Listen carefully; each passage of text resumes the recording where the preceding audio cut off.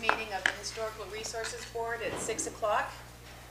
Please join me in the Pledge of Allegiance.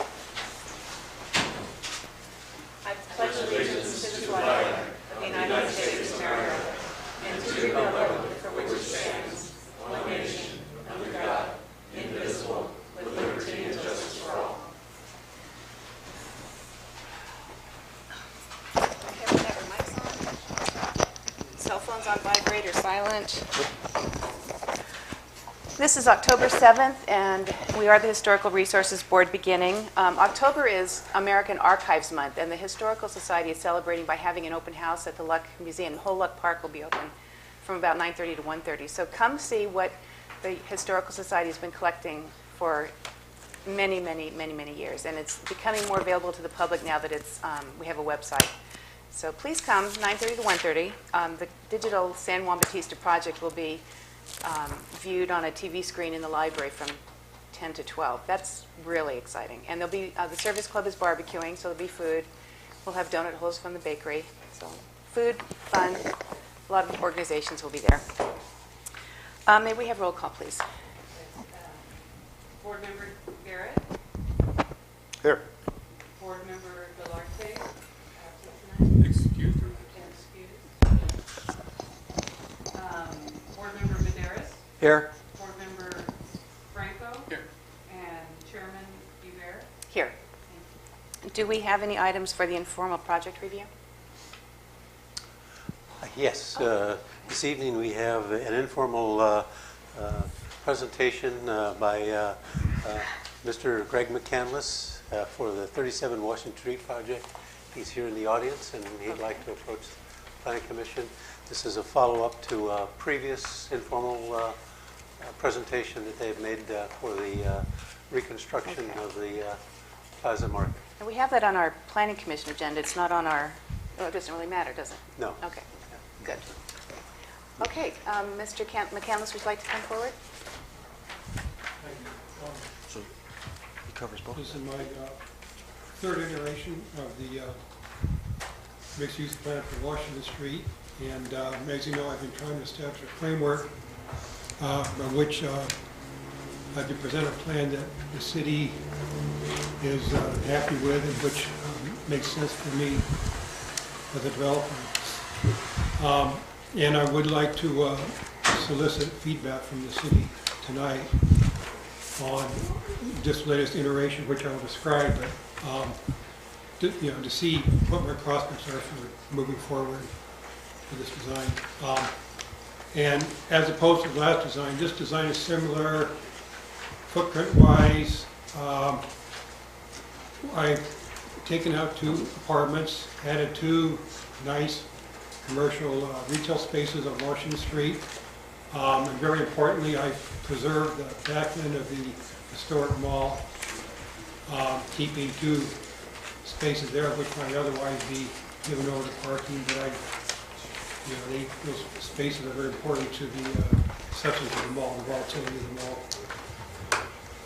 And I think that this is a good mixed-use project, very viable for the city. It's an opportunity, I think, to have a good infill project, long-term infill project that at this point it worked for me economically, and it has a good balance of commercial and residential. I think, in light of the risk factor in this town is pretty high, and especially in light of the performance store ordinance amendment that was revoked, that, for an investor like me, that's makes things more difficult, problematical, investing in retail, and certainly for any other potential investor to come in here and want to invest in retail. And more so for me that, we're talking about investing on Washington Street, which is High Street.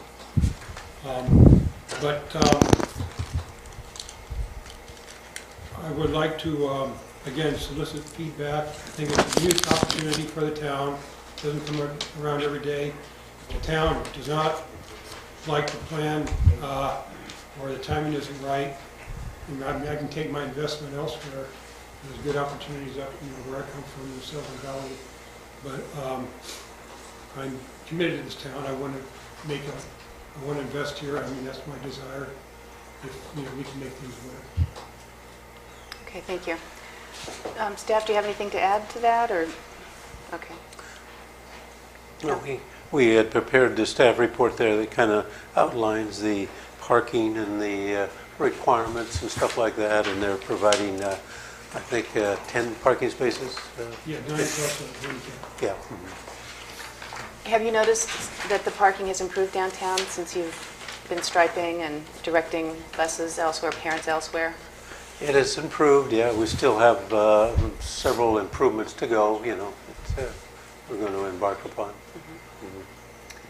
Commissioners, do you have any questions for Mr. McCandless or comments? The last time we agreed on this, that the whole bottom floor was supposed to be commercial. That's what we're pushing for. And also, this plan you have now only has 10 parking spots. For 10 units, you need at least 20.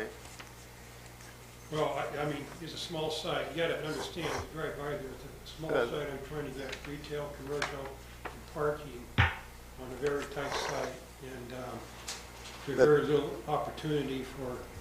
But we don't want what happened down here at the apartments coming into San Juan by Vallejo gas station, where you got 50 to 60 cars parked on the street now.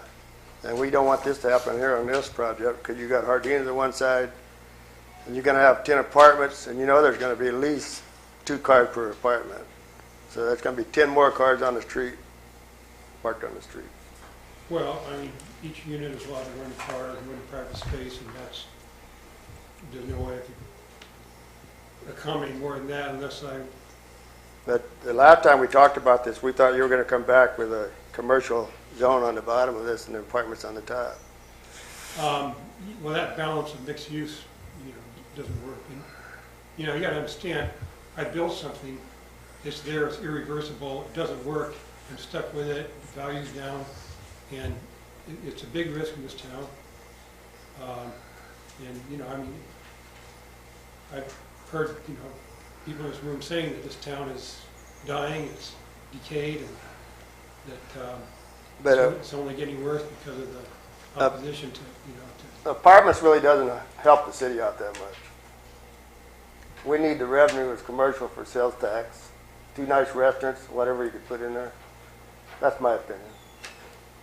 I agree that, yeah, maybe that's an ideal situation, but if the space. I know what you're looking at. You're looking for your interests, but I'm looking at the interests for the city of San Juan Bautista too.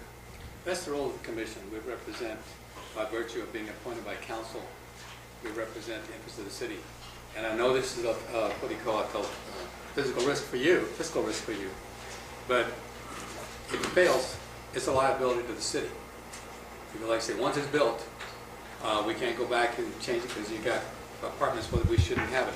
I believe the property is proposed for overdevelopment. And like you said, you know, trying to squeeze a lot on there. I'm not a shoehorn planner.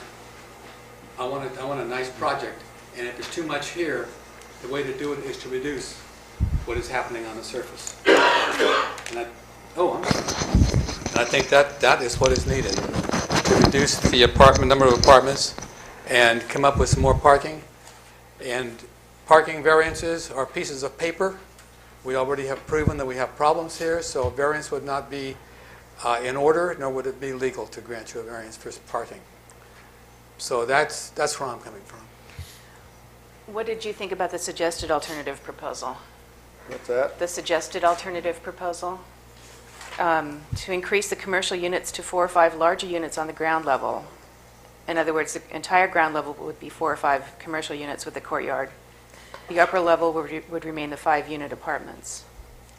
Parking would be better fit, would conform, and this alternative would meet the overall objectives and goals of the downtown historic district to increase shops and stores for tourists, visitors, and local residents. So I understand you own the property right next door. Okay. To have that commercial and this commercial related, if you have parking in the middle, and you've seen where people put arbors or something to that effect across, that ties them up. Now, all of a sudden, you have something that people will be looking at, easier to find. And it meets our needs because we get more commercial, and we get more commercial that is easier to be seen. And we get the 5 units, but more important, you get the 4 units of commercial or whatever is downstairs. There's no point in having stuff that's too small to use. We want to have some larger spots so that we can get some bigger businesses. Like I said, the sales tax is a factor for the city.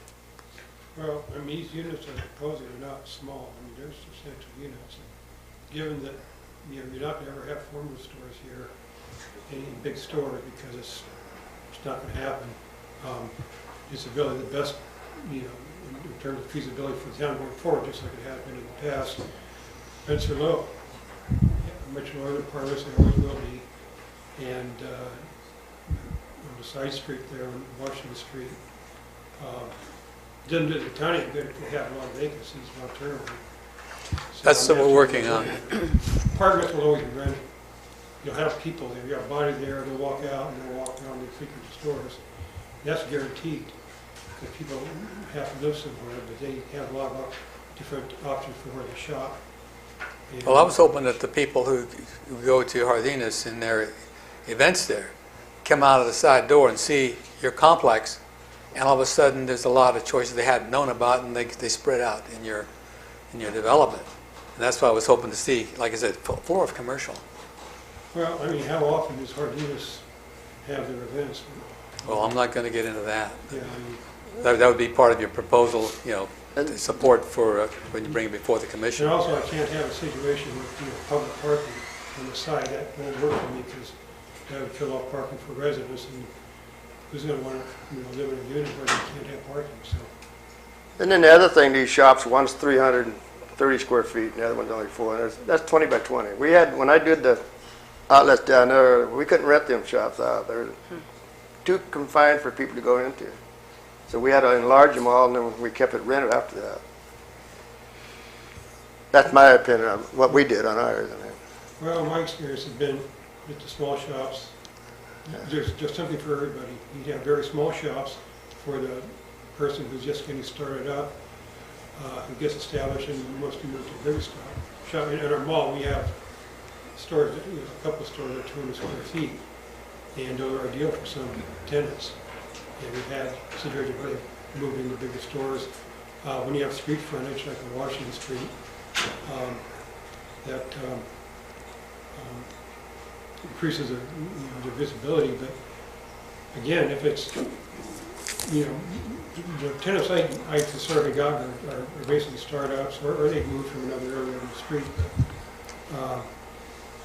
But I just, you know, doing business here for quite a few years, and there was a bigger upside when I bought that project than there is now. I mean, upside's down from what it was, you know, without question, and that's been my experience.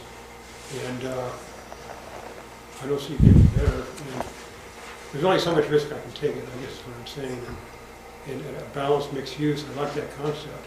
But, you know, it works in Old Town San Diego, but or places where you have a lot of tourists, and you have a lot more. I just, you know, when Art Medina had his retail store in his house a number of years ago, that didn't make it. You know, he had a nice shop, and he had wine tasting outside, but that didn't. He ended up going to residential. Well, how many square feet was the Chinese restaurant? I think there were 1,200, Over 1,200? about 1,000 to 1,200. Yeah. And then the one with the light fixture place, it was about, what, 1,400 or more? Yeah, we had a whole restaurant, but he had a small office, kind of a Right. segregated office where he kept his things, then he had a big warehouse. And He was pretty small, and he was, you kept that rented out to the Chinese people for quite a while, didn't you? they had several ownership changes, but, yeah, when I purchased the building, it was York Express, and they changed ownership about 3 times. And, but the last owner, he decided to pull up stakes and leave. He didn't really want to reopen, rebuild the restaurant, and he was having trouble too. He was paying rent. I mean, he wasn't raking in the money, and he was surviving. He doesn't understand it. It's just a risk factor. For me. See, my concern is with this project, is when Hardeen's is full, both sides of the street are full of cars. So if you put 10 apartments and you only got 10 parking spots, there's going to be most likely 8 or 10 more cars out on the street from your complex. There shouldn't be because the parking space would be for the residents. Private parking, and that's how I envision, that's how it really have to be, because I can't squeeze any more parking in there. Unless I was to do something where, I can make, there's a couple of easements there on Mr. Medina's land, but, where you could create some parking space over there, but, be right up to the front door, the back door, and I just really don't want to go there. And maybe you could get some angular parking, but I don't think you gain much from that. Parking's tough on that site, because you have turnaround areas, and you have the, Now, before you just had 2 units there. Now we're going to have 10 units plus 2 shops, so you're going to add a lot more parking on the streets. well, it's designed for one parking space for each unit. And I know, because down there at the apartments down there, they thought they built enough parking in there for all the cars, the people live there. And if you drive down that street, both sides of the street are packed on both sides all the way down. Parked on the street on both sides of the street. But is there an in-lieu fee for people who want to park on the street? I mean, that part of the... Now, the parking lot is filled up all inside too, so they didn't build enough parking for what they got down there. City managers, there's still no chance of getting any parking behind some of the businesses on Third? We haven't been successful with the property owner to convince her to develop that as a parking lot yet. We're still working on it, And what about the property on, across from the bank, that vacant lot that belongs to Ron Paul? To Ron Paul, yeah, Yeah. right, yeah. We haven't approached Ron, but that's a potential parking, yeah. But wasn't that one time the hotel had to rent that property for parking? And then what happened there? It just Yeah. disappeared. They locked it up and nobody Yeah. used it anymore. Yeah, I think it was a period after they got approval where he had to tie it up for a period of, 5 years? And then after that 5-year period, then he let it go, and then Ron Paul just roped it off. So they rented it for 5, 6 years and then that was it? Yeah. Adding to the problem. Yeah. Mr. McCandless, do you plan to renovate the interior of the Plaza Market if you do the back portion as well? Yes. Because in here, it certainly might enhance the arcade-type shopping. Yeah, there are improvements can be made in there. I want to give them more historic look, and I want to expose tin seating at the entrance that's covered with sheetrock now, put in new lighting, and improve the appearance of it. Well, anything else? No, my sentiments goes with the board. I thought we were going to get all commercial on the bottom and apartments above, and that would solve the parking problem in most cases. And have you looked at the recommendation that was submitted here? Well, some time ago, yes, of course I have. But what you're saying is with apartments above and 2 parking spaces per unit? I was saying that all the units on the bottom would be commercial, Right. and the above would be apartments, yes. And the parking would serve who? Pardon me? And the parking would serve just... It would serve the parking better. I'm sorry? I would think it would serve the parking better in that area. Yeah, but in terms of public or private? I mean, because again, this is all predicated on private parking for apartment tenants, because... I think with the commercial down below and the private up above would serve purposes for private and public. It would be a lot better for that parking situation. Well, then you have a situation where you have public, I can't do that, a situation where you have public and private parking missing. I understand that. Somebody gone and come back, on the public parking space and they can't get into I mean, it could be I would But think it has that's- to be, the spaces, unless you had an excess of spaces, would have to be allocated to apartments. And if I had that much, if in fact there were only 5 apartments, say, or 4, and I was able to have 2 spaces, I would want to allocate those to apartments. I just don't see it as a public parking area, quite frankly. What we could do is say the 5 apartments on top, get the 10 parking down there for all the apartments, and then That waive the works. parking for the No, we commercial don't waive above. any, no, we don't waive anything. Can't I do that? cannot support waiving of any parking because of the extreme problem we have in the city now. Businesses, they're not going into failure. They're going in there to succeed and to grow. And so we start cutting parking now, we're going to do what Monterey did, and start giving 75% parking variance to the to really congestion in that Cannery Row area, for instance. I don't want to see that happen here. So every project, from my perspective, every project would have to stand on its own. If it needs X spaces, it will provide X spaces or cut back until it equals X spaces. I just can't support any variation in that. It's not good for So the you're city. saying that any public spaces or any commercial spaces would have to have some parking outside? You have to meet the requirement, yeah. So if you have 5 apartments and 5 commercial units, you need 10 parking spaces, 5. Whatever the code requires at the time that you apply. I think it's tied to the number of bedrooms you have. If it's a 1-bedroom, then it's 1 parking space. If it's a 2-bedroom, then it's 1 parking plus 1 guest parking. So a 2-bedroom requires 2 spaces, a 1-bedroom requires 1. So what happens if the 1 apartment, 2 people live in it and they both got a car? That's the real problem. Mhm. That's what's happening down there now at the other place. Yeah. If you have a car But- in an apartment, you have, if there's 2 people there, there's at least 2 cars or more.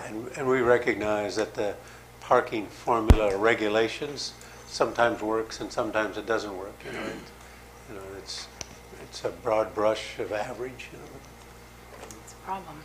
I mean, under that scenario, it's going to be hard to have any infill, serious infill in town. I'm curious about what happens when Hardina's holds weddings and receptions there. Where do people park? All over the city? All over the town. city, wherever they can, yeah. Well, I think maybe some, in consideration of the other merchants in town, and maybe Hardeen's can have some restrictions next one. Well, they don't have any designated parking. Are you saying limit the number of people they can have? No, I'm not. I'm just saying that Hardeen's has come up quite a bit as an issue there, and what happens when they have events and all that. Just something maybe it should be looked into. I mean, yeah. What happened, Roger, if you would put that one-way street and you put diagonally parking on one side? Would you gain a lot more parking spots?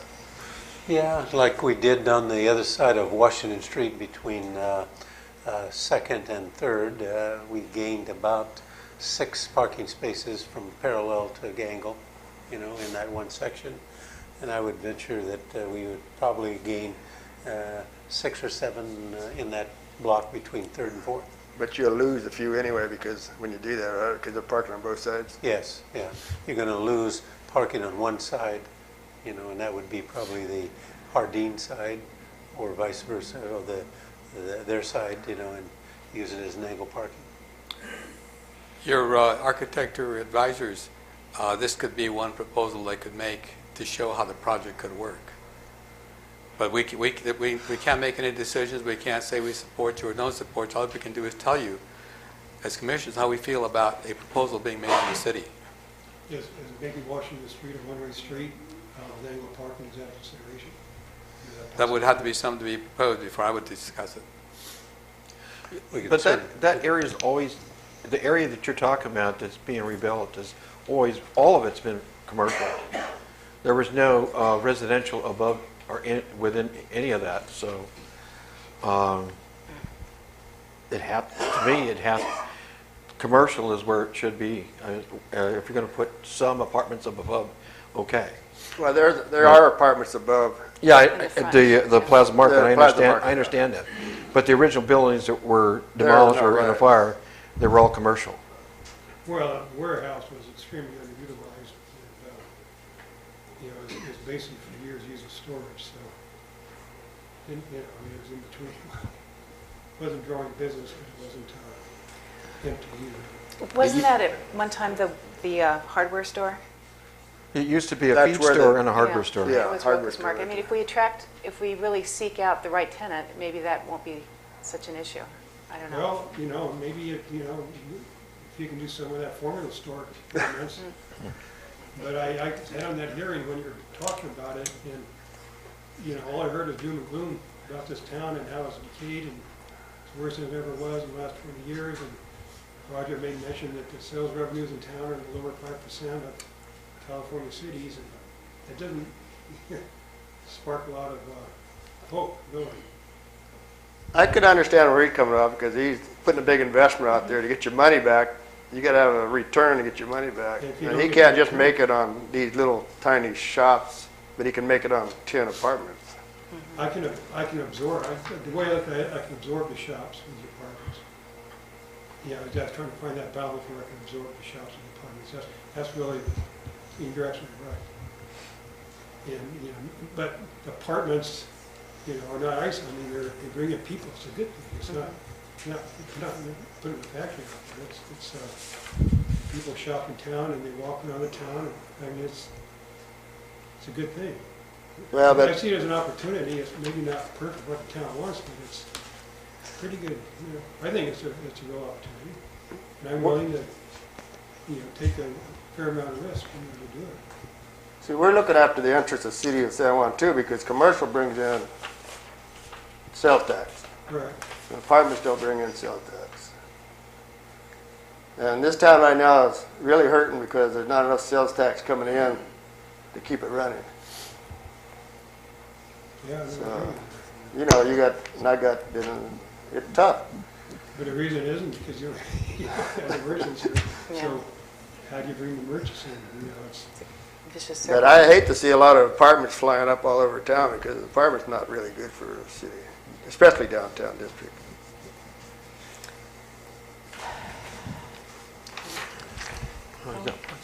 I'm Good. done. Okay. All right, thank you for coming forward. We didn't get to see these until just tonight, but thank you for coming forward. Thank you. Okay. The next item on the agenda is to approve the affidavit of posting agenda. So we're going to have to take these all separate. Head count roll call. Okay, Commissioner Yubert? Aye. I think I need a motion first. I think so, too. We all We just we just need to approve the affidavit of posting. move to approve. Second. Yeah. Thank you. Okay, the next item. So that was. Oh, was no, the we need to second. vote. Let me do a roll call. Okay. Let's see, Commissioner Yubert? Aye. Commissioner Galarte is absent. Commissioner Garrett? Aye. These are all actually board members. Board member Medeiros? Aye. Board member Franco? Aye. All members of the commission being present except for Commissioner Galarte, the motion passes 4-1. Okay. Well, one absent. The next item is consider sending a letter of support to activate the Hollister Historic Resources Commission. The reason I asked that this be put on the agenda is that the San Benito County Historical Society has been posting on their Facebook page every day a reason to reactivate the Hollister Historic Resources Commission.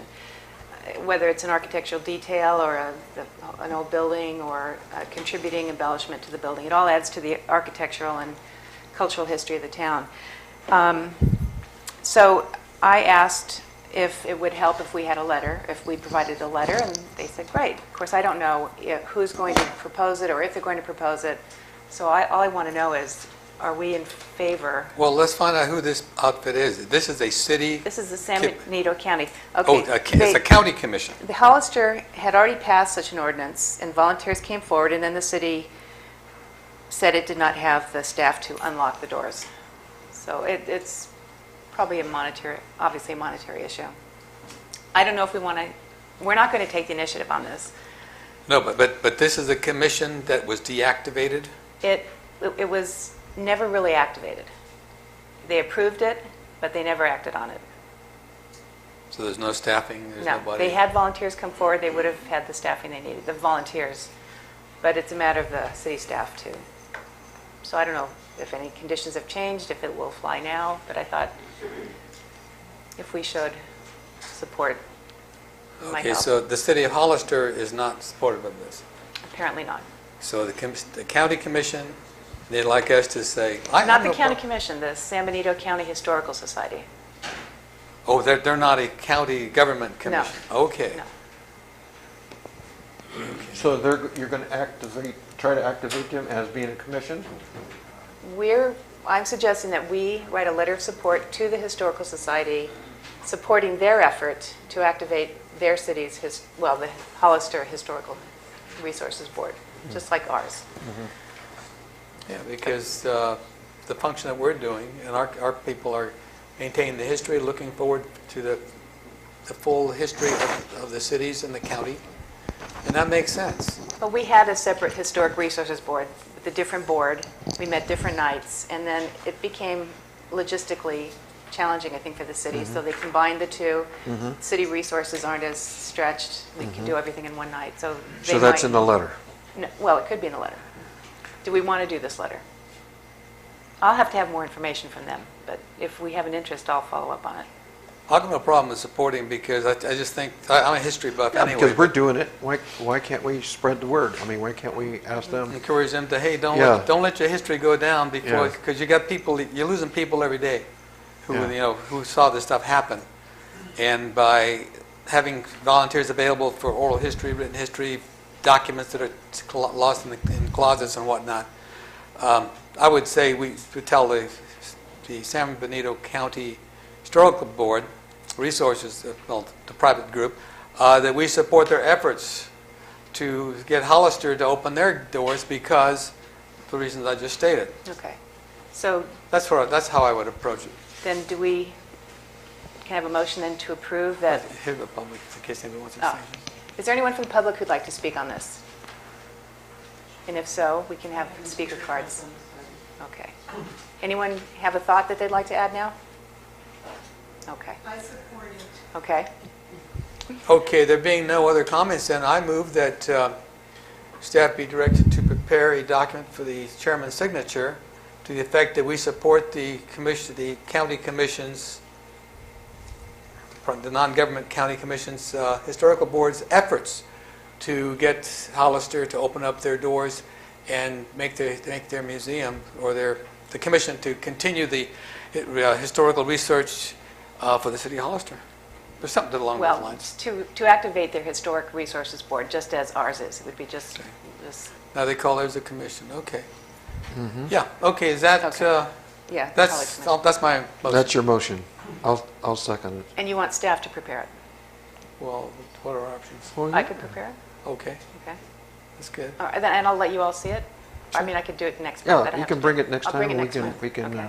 Okay. see how it goes. I think Okay. it's more explanatory. Okay. So do we need to vote?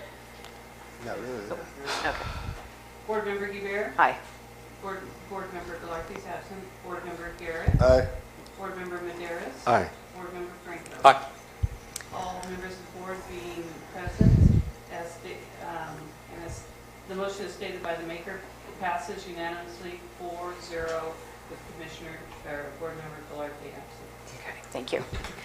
The next item is to consider requiring all projects related to the nationally registered 3rd Street Historic District be reviewed by the Historic Resources Board. The only reason I bring this up is that there have been a number of things that happened downtown. The first thing was when the city installed those yellow tactile paving strips at the corners for the visually impaired. And recently there have been speed signs installed and the benches installed. And I don't want to create a new meeting. I don't want it to take up much more time, but I would like us to have some input as to the placement or appropriateness of some of these. I mean, some things, perhaps the tactile paving was required by the state. I don't know. But maybe there were color choices, maybe there were some things that we might have had some input. Okay. Well, we were told at the time that yellow is the last color that someone who is visually impaired will see, and that's why I think the city manager made the choice. The previous city manager made that choice. But I would just like to make that recommendation, or I don't think it would involve any. I think it would be appropriate if anybody's proposing anything is to bring it to the Historical Commission, stuff like that. It's just a formality that the Rotary that installed the benches, they approached the City Council on the ability to encroach upon the public right-of-way and was granted. Perhaps we should have ran that through the Historical first. Yeah, let's do that. It could all be. Yeah, I spoke with some of the folks from the Rotary Club, and the concern was that those benches were apart from the wall, and that just makes a lot of wasted space in the front. They could have been pushed back. The state park wouldn't allow them. But Okay. who was the state park? Some low-level supervisor says no, probably because he had no direction. My thought would have been the Historical Review Board of the Commission could say, look, it makes more sense to push them back. It looks better, and it's more effective use of land. Well, I was going to have it brought up to the commission, but they installed the things first. Yeah. But the thing was that would have been a good one because, like I said, the guy who made the decision was not in the decision-making level. Yeah. And so, to me, a letter to the governor, if that's what it took, or our representatives, say, hey, we want somebody to look this over. So, we lost out on that one, but I support Commissioner Guibert, or Board Member Guibert, because we've had this too many times as this stuff goes up that should have been reviewed by the commission, whether it's from another agency doing something or something happening in town, and I don't want to find out about it after it's done. So this puts us in the spot that the board can say, hey, we don't need this one. And also the board can make a list of stuff. If it's on this list, it's staff. If these things beyond that, we got to see. It may just be to say, hey, here's a few comments, run to the Planning Commission and get the full benefit of the public hearings. But at least it would be a review to say, hey, this is significant, we ought to look at, or tell the Planning Commission to go ahead with it. I was going to ask Roger a question. Does that strip there belong to the state or the city? And it belongs to the state. Our property line is So right we at the could back have of the put sidewalk. back of the sidewalk? Yeah, So that little strip there belonged to the state. state, yeah. They were worried about kids jumping over. Well, the kids are going to jump over anyway. Now there's a further distance, so now they'll hurt themselves. Any comments from the public? Do we need? Yes. The truncated domes you were talking about for ADA. I'm afraid you'll have to come to the podium because we're on camera. Just introduce your name and where you live, please. Lou Fiore, I live in the county here outside on San Juan Hollister Road. The truncated domes you're talking about for ADA, they come in a variety of colors. Yeah. You're right about the visibility factor for the yellow, but they do come in a variety of colors, including black. Thank you. We figured that after the fact. We seem to be always reacting rather than being proactive. Any other comments? I guess we need a motion. Oh, no, I'm for it. How do we make sure that it comes before the, Well, we'll have to rely on Recent. our staff just to Yeah, you just include have it. Keep an eye out you have for- to just direct the staff to any substantive improvement. I know for we have 3rd Street and applications bring and it to things like that, in the but- historical district. Yeah. You should say not 3rd Street, you should say the historical district. Yeah. Well, it is the 3rd Street Historic Yeah. And District. that gives the public an extra look at what is happening in the Yeah. city and how the commission is responding to it. The city has a historic district, but it's not on the National Register. The one that's on the National Register is the 3rd Street Commercial Street, yeah, District. right. And But, and there are many times that the Historic Resources Board doesn't meet, and so maybe that, But this would be the reason just to take meet. a little bit of time to do that. So, can we have a recommendation that we, Okay, I'll move that, let's see, that the policy of the Historical Review Board is to review all projects related to the nationally registered 3rd Street Historic District, and ask staff to make the appropriate support policies to make that happen. Do we have a second? I'll second that. Okay. You're up, Trish. Board Member Guevara, Aye. Board Member Garrett, Aye. Board Member Maderas, Aye. Board Member Franco, Aye. and Board Member Gallardo is absent. All members of the board being present except Gallardo. The motion as stated by the maker passes unanimously, 401. Thank you. And we're not a review board, we're a resource board. Resources. Resources Board. Yeah. Staff, is that, Oh, yeah. you can work with that? Good. Next item is future agenda items. Do we have anything at this point to? I don't. Okay, I'm sure something will come up. I'm good. Item 6, comments, Historic Resources Board. Pat, anything? Nope. Commissioner Franco? I'm good. Commissioner Nothing. Maderos? Nothing for myself. City staff? Okay. Then I'm going to adjourn this meeting of the Historic Resources Board and pass the gavel to the Planning Commissioner Chair. 6:41. The time is 6:41. I'm calling the meeting to order of the San Juan Bautista Planning Commission. As Commissioner Guevara, Board Member Guevara had said, the relationship between these two bodies is that the council set up two boards, or it had two boards, and reduced it to one. So at one point, this body meets as the Historic Resources Board, and at other times it meets as the Planning Commission. You can have a Resources Board if you want one, but the state law requires that you have a planning agency. In this town, it is referred to as a Planning Commission. And its role is to prepare the general plan, among other things, and then the ordinances and enforcement. So, on that note, would you have a roll call for the record, please? Get tired of these things. Commissioner Garrett, Aye. Commissioner Guevara, Aye.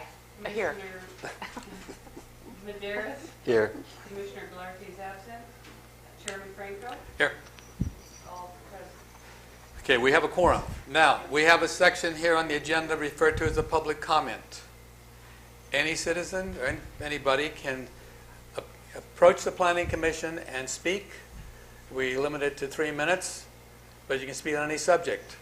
If it is on the agenda already, please hold your comments until we get to that point so the entire record is kept together and people can discuss what you proposed or if you commented on. At this time, you could tell us how good a job we're doing if you think we are, or how bad we're doing if you don't think we are, or things you want us to do.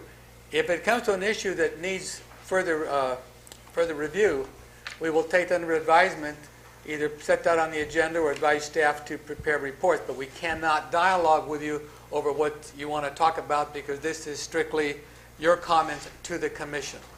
If you have something that's longer than that, you would hit staff and say, look, I want to have an agenda item from the public to discuss these items, and that is the right of the public.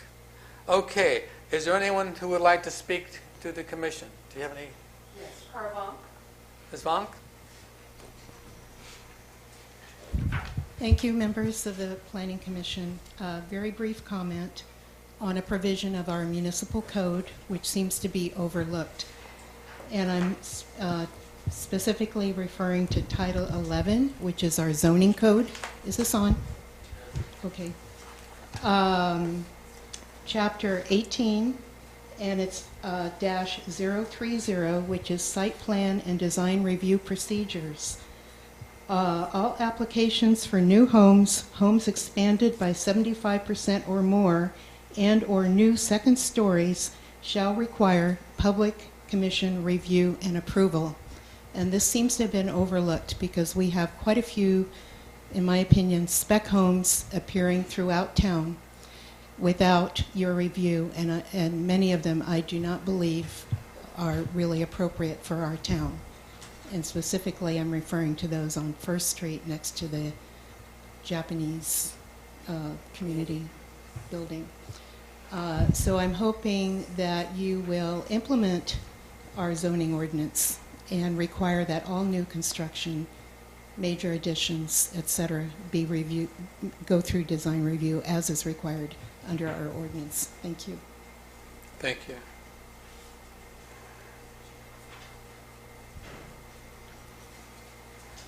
Staff, you have note of that?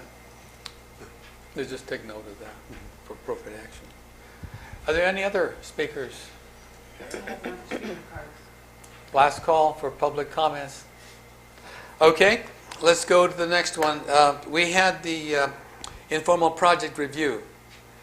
Mr. McCandless made that presentation before the Historical Review Board. We can do it again if he wants to do it twice. Mr. McCandless, are you here? Yes, I am. Do you want to do this again for the record before the Planning Commission? Right now? If you want. It's on the agenda item, so that's why I can call it up. If you feel that you were heard already. I feel like it. Okay, sir, thank you. So we'll let that one go. We have the consent items. We have the approval of the affidavit of posting, approve the affidavit of posting of the public hearing, approve the minutes of July 1, 2014. Call for a motion. I move that we accept all three. I'll second it. Motion and a second to approve the consent agenda. Call for the vote. Commissioner Guerrero, Aye. Commissioner Galarte is absent, Commissioner Garrett, Aye. Commissioner Vidaris, Aye. Commissioner Franco. Aye. All members of the commission be present. The motion as stated by the maker passes unanimously 4-0-1. Thank you. Okay, we have now public hearing items. Public hearings is separate from just hearing an item. It is a formal process. The first one is the general plan amendment. It's the amendment of the 1998 general plan to change the urban growth boundary and the land use designation from agriculture to industrial for 31.35 acres industrial and 7.52 acres agriculture. All areas are south of the San Juan Hollister Road. And it gives the, such as parcel numbers 012, 19 to 14, 22, 38, 39. So we're looking to approve a resolution which would approve an amendment to the general plan to change the urban growth boundary and the land use designation for 38.87 acres on the south side of San Juan Hollister Road. This requires council approval. So the action we take here is to determine the direction of the Planning Commission. If it is positive, it is recommending to the City Council that they make the changes. So staff, you want to start off with a staff report?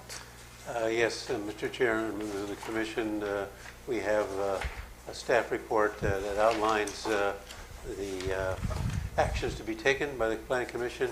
As you recall, the Planning Commission addressed this issue last year in February, March, and April, and approved it April of 2013.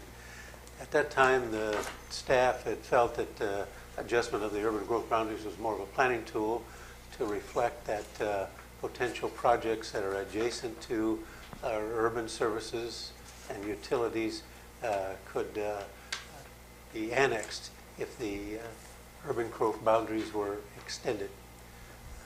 However, recently it was determined that because the urban growth boundaries is delineated on the general plan, that it will require a general plan amendment. And it's for this reason that it's back in front of you to hold a public hearing for a general plan amendment, is to adjust the urban growth boundaries to accept the boundaries of the 38.87 acres, consisting of 30.57 acres of industrial from agriculture industrial, 7.52 acres will remain in agriculture, and a 0.78 acre parcel will be zoned, pre-zoned from agriculture to public, quasi-public property.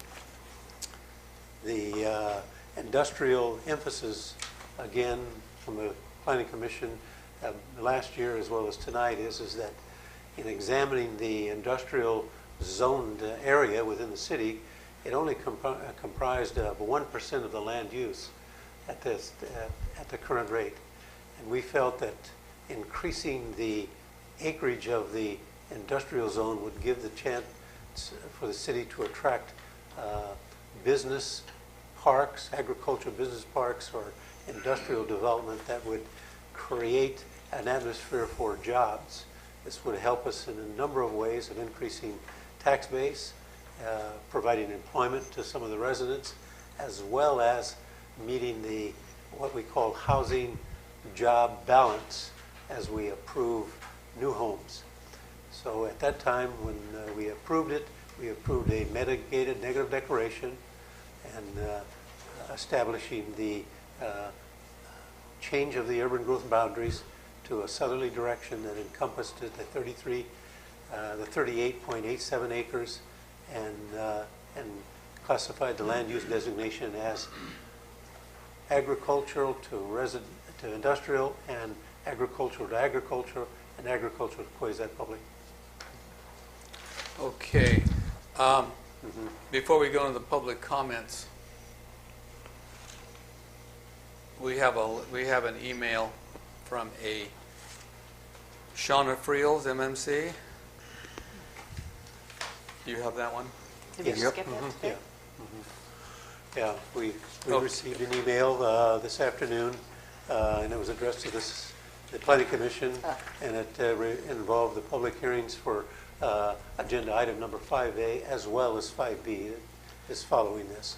This letter is to serve the public comments to be incorporated in the public records regarding the insufficient public hearing notice for October 7th, 2014 public hearing, items number 5A and 5B agendized as follows.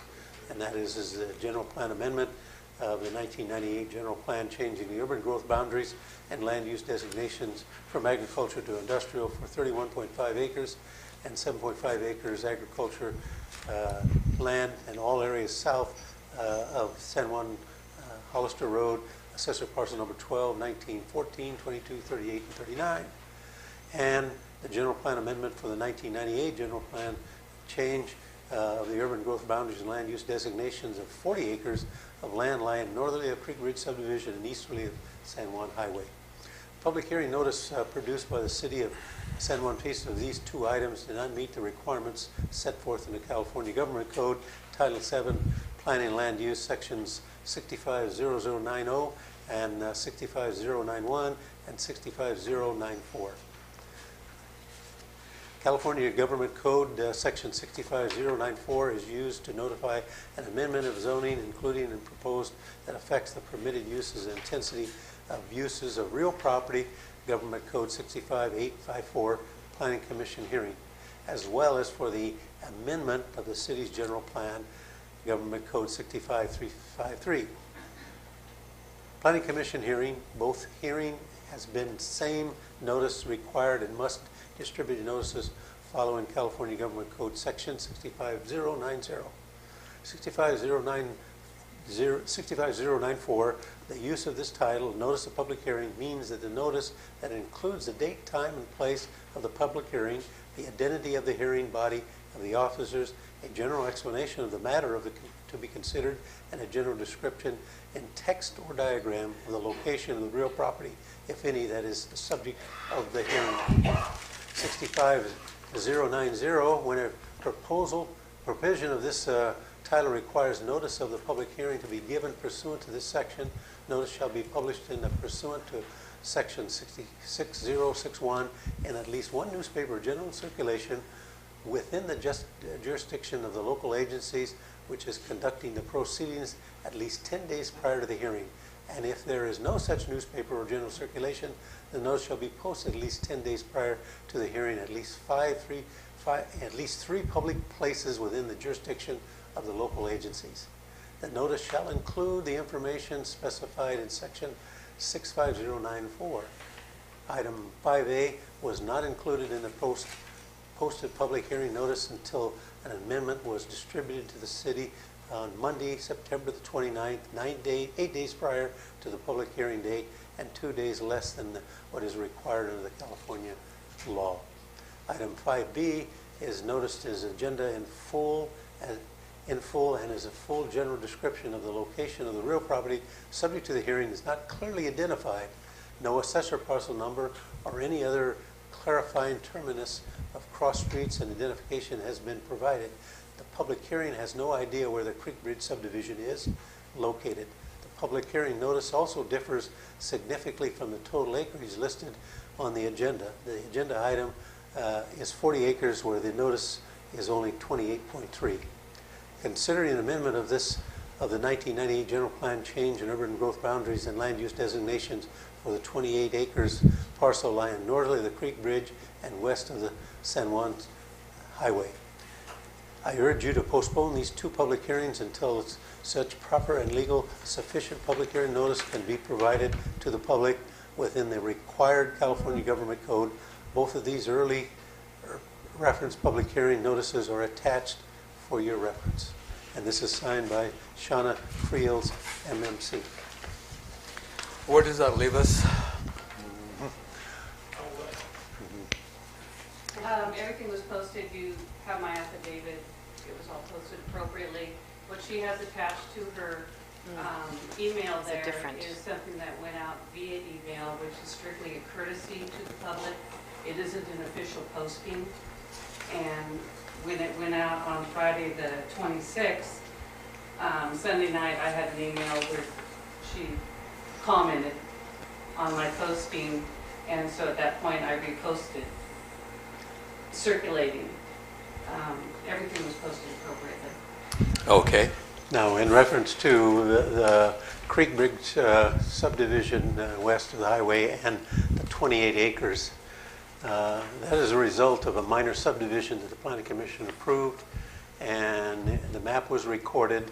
As a general rule, after the map is recorded, the county assessor doesn't establish assessor parcel numbers for a period of anywhere from 2 to 4 months afterwards. And so we've checked with it, and they have not established the number yet, but it'll be forthcoming, and then we could identify it. But at this point here, we designated as a 20-acre site lying north of the Creek Bridge subdivision and west of the San Juan Highway. Okay, commissioners, before we proceed, let's take a position on this. We have a documentation that appropriate notices were given in accordance with the law, and the amendments was part of the it was an effort on the courtesy part to make sure everybody got the same word. I personally am satisfied. How do you feel? I'm satisfied with it. If Trish posted these in the 3 places Well, within the 10 days. it's not 10 days. with Chris. She has sworn affidavits right. here to the effect that Right. she did that. It's not so- a matter of saying it, she's Yeah, it's not a matter of saying that she did it. vouched for it. It is written. It is written. Then I can accept that. I can too. I'm Okay, I think satisfied. we need a motion to accept as a result of this electronic communication, we should take that comment and say that we have reviewed it and we are satisfied that the posting was done appropriately, but we're in accordance with the law.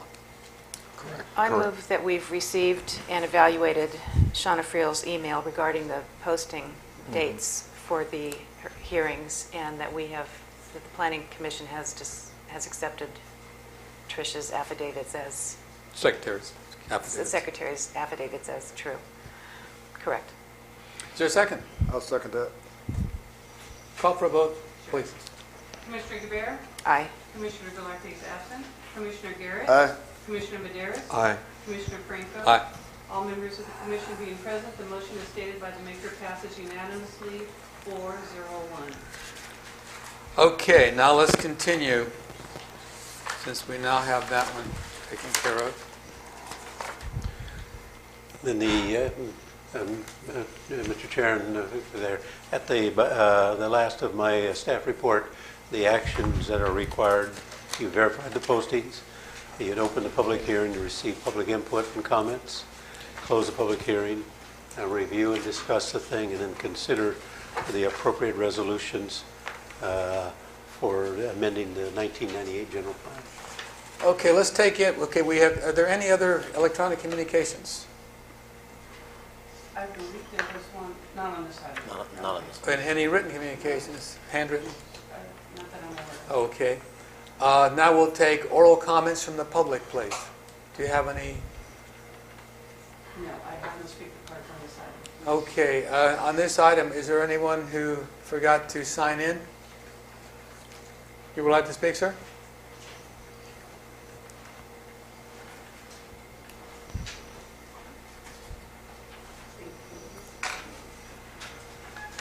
Louise? Would you give your name for the record, sir? Oh, It's your turn. Your own. Your name for the record? my name is Luis Candelaria. I live at 85 4th Street. And my several questions, these 38 acres, what's the current size of the town of San Juan Bautista in terms of acreage?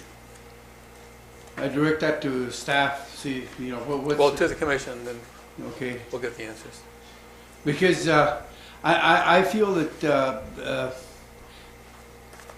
this idea of increasing the size of the town by at least a third. I'm not a surveyor, so I really don't know the exact number of acres in the town of San Juan Bautista, but I do realize that almost 40 acres is one hell of a big expansion of the town, and the town does not have the. Right now, you're not providing water, you're not providing police service, you're not providing any kind of services, and yet we want to double it. Well, at least by increase the population density by a third. I don't think so. I mean, this is if this commission doesn't stiffen its back and decide otherwise, we're going to end up no different than Hollister, no different than Gilroy. If people want to live in Gilroy, they can move to Gilroy. That's a good place for them, you know. That way they can have all the McDonald's, all the fast food, all the growth. Those are pro-growth areas. The city of San Juan has traditionally opposed the idea of unbridled growth, and this is what you're going to promote if you allow this zoning. This is a wide sweeping zoning change from what has been traditionally accepted. I mean, this is like running the Titanic right down the middle of Main Street and let it fall where it may, you know. At least from where I stand, I don't think that it doesn't look like a viable alternative in terms of and all of a sudden, why are we conceding these people industrial zone? Are we going to put industrial parks out there, and all the people are just going to come flocking to San Juan's industrial park when Hollister has got industrial park land zoned up the yazoo, and they can't get enough people in there? Why is San Juan all of a sudden very magnanimously going to zone something industrial? When all they're going to do with that industrial zone, they're going to say, oh, but we're going to use a lighter version of development. We're only going to put down houses. And given some conversations that I've had, the city of San Juan hasn't been very successful in collecting the impact fees that were due on the last Creek Bridge development. They're going to come back in there, they're going to pull the wool over the city of San Juan's eyes again. And the city of San Juan very calmly sitting there, oh yes, we love development. I think not. I think that historically this town has had people that had the foresight to see that this is not Hollister, this is not Gilroy. This town likes the way things are, small. We keep things small for a reason, because every time you increase, and they say, well, legally we can't keep these people from building. Maybe legally we can't, but we all know that planning commissions and civic groups can certainly make life a little unpleasant for someone who wants to come in and develop. I don't think so that they need Why is it if they're going to put in houses that they're asking for the heaviest land use? I think not. I mean, they want industrial land use as the heaviest concentration or the highest use for which you use a planning system. Okay, Why are they getting industrial land use when all they're going to do is put up their stick houses? Well, let's discuss this. Yeah. Thank you. So I think that's just my comment. Take it for what it's worth. I appreciate your Thank comments, sir. Staff? Got some thoughts on this? The response? It's done, yeah. I think you've done a good job on it. Yeah, no. There's 450 acres in the city of San Juan Bautista. The 38 acres represents only 8.8% of the land use. However, we only have 1% of the area that currently is in zone there. It diminishes your ability to recruit and get industrial development, and those are job employment opportunities, not only for the local residents, but also for the surrounding community right in the county here. And they're job creation, and that's the nature of a business park, an agricultural business center, or industrial development, and it creates jobs. It also creates an economic incentive for increased tax basis. Okay, now we have no plans to annex it at this moment. No. Now, just because we're adjusting the urban growth boundaries and moving it there and designating it there, still the property owner has the option that when he wants to, he can annex. If he doesn't, it'll sit there and it'll continue to be in the same land use as it has been for the last several years or the last 20 years. It only gives you the opportunity to annex. I got a question for you. DS is annexed into the city? Yes, Is the trailer park annexed into the city? yes. Now, is the fish market going up San Juan No. annexed in the city? That parcel is in the county. So we don't get no revenue from that at all? No revenue at all. So we get it from DS's and the trailer park? No, the trailer park is not zoned industrial, it's zoned So we don't get any money? R2. The triangular piece that the Karasaki zone just west or east of that is zoned industrial. So if They the- can, the old vacant. So if the county wants to come in here, they could say, we're going to put industrial all the way down through there? Yes.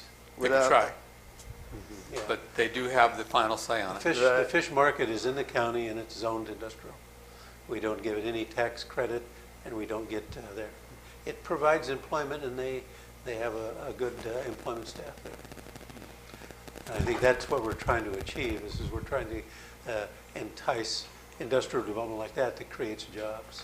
And we're talking about small, light industrial, Exactly. not big Yeah. industrial.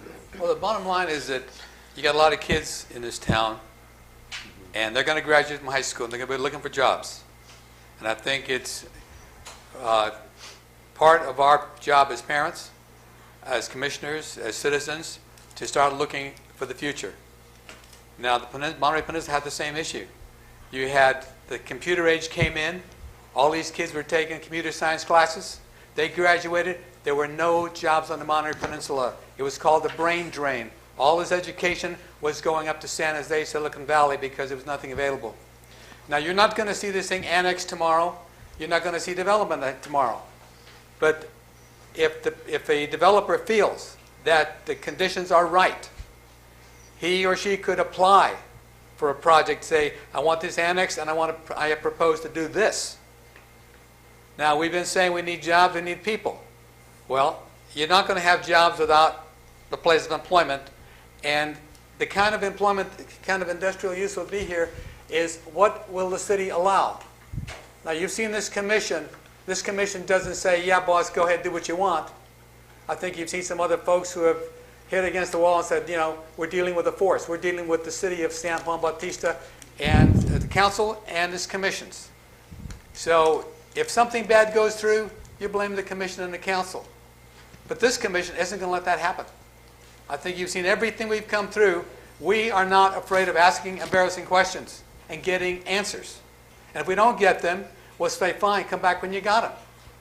1 meeting, 2 meetings, a year, I don't care. Until we get the information we need to have a project that is good for San Juan, it's not going to get developed. Unfortunately, we do have some forces available who will try and, pull everything apart that we're trying to do. But again, that's citizens. Citizens are making an effort to keep us from having potential. An industrial development doesn't have to be a tin barn, a bunch of steel buildings. It can be nicely. You've seen some of those industrial parks. They're architect designed. They can be done well. They don't have to look like the days when you had big towers with coal dust coming down. This is San Juan again, but it can only work if we get the support of the citizens. I mean, granted, we're here to carry the policies of the council out. But if the citizens pull us apart, if citizens don't give us support, and if citizens don't tell us what they want, it makes it a lot tougher job. We're all giving time freely. And there's better things we could do. But I personally want to give back. And that's why I'm doing the best I can to set it up for the best project to be considered. That's where I'm coming from. Jeff, you want to add to anything? No, I think you've pretty much covered it. It's strictly an economic tool for the city to move forward to get a balanced land use policy in the city that not only creates employment but creates the economical viability of increased property taxes and economic base. Folks who do this kind of work in real estate, they have their books. Okay, somebody wants a site so big, so far from a freeway, so far from an airport, so far from the railroads, population so much, a planning commission and council that is friendly to them, etc. Our lands can go in there now and say, hey, here's one you guys can consider. Consider, because we will be evaluating that consideration. So the city of San Juan Bautista will have the last say. I mean, I've been in what was it? One of these fast food outfits that had in California, I think it was a Taco Bell, they all look the same. I ended up in Arizona someplace. Taco Bell, that's not a Taco Bell. It doesn't have the corporate look. It had the Southwest architecture, and you had to go in there and find out from a small sign that you were in a Taco Bell. So it doesn't matter who comes in. If the building doesn't look San Juanish, take it someplace else. If they threaten to leave, fine. We didn't want you to begin with if you're not going to be part of our community. So the power is with the city over anything that happens. And we're saying here, this area at some point would be considered for an industrial type use. And then when the bidders come in there, it's what does the city want? And if you're bidding, you tell us how your project meets the city's needs. And this isn't personal to you. This is just me ranting. A good example of this was when Ideal Cement Company had their enormous plant up here, one of the biggest cement companies in California. If it wasn't for Ideal Cement Company, this church would be in terrible shape today because they dumped a lot of money into this church, and a lot of the people who worked up there donated a lot of their time to fix this church up and keep it up from 1942 until the plant closed down. And they kept the Rodale running before they could make money for this plant, for this church to be as good a shape it is now.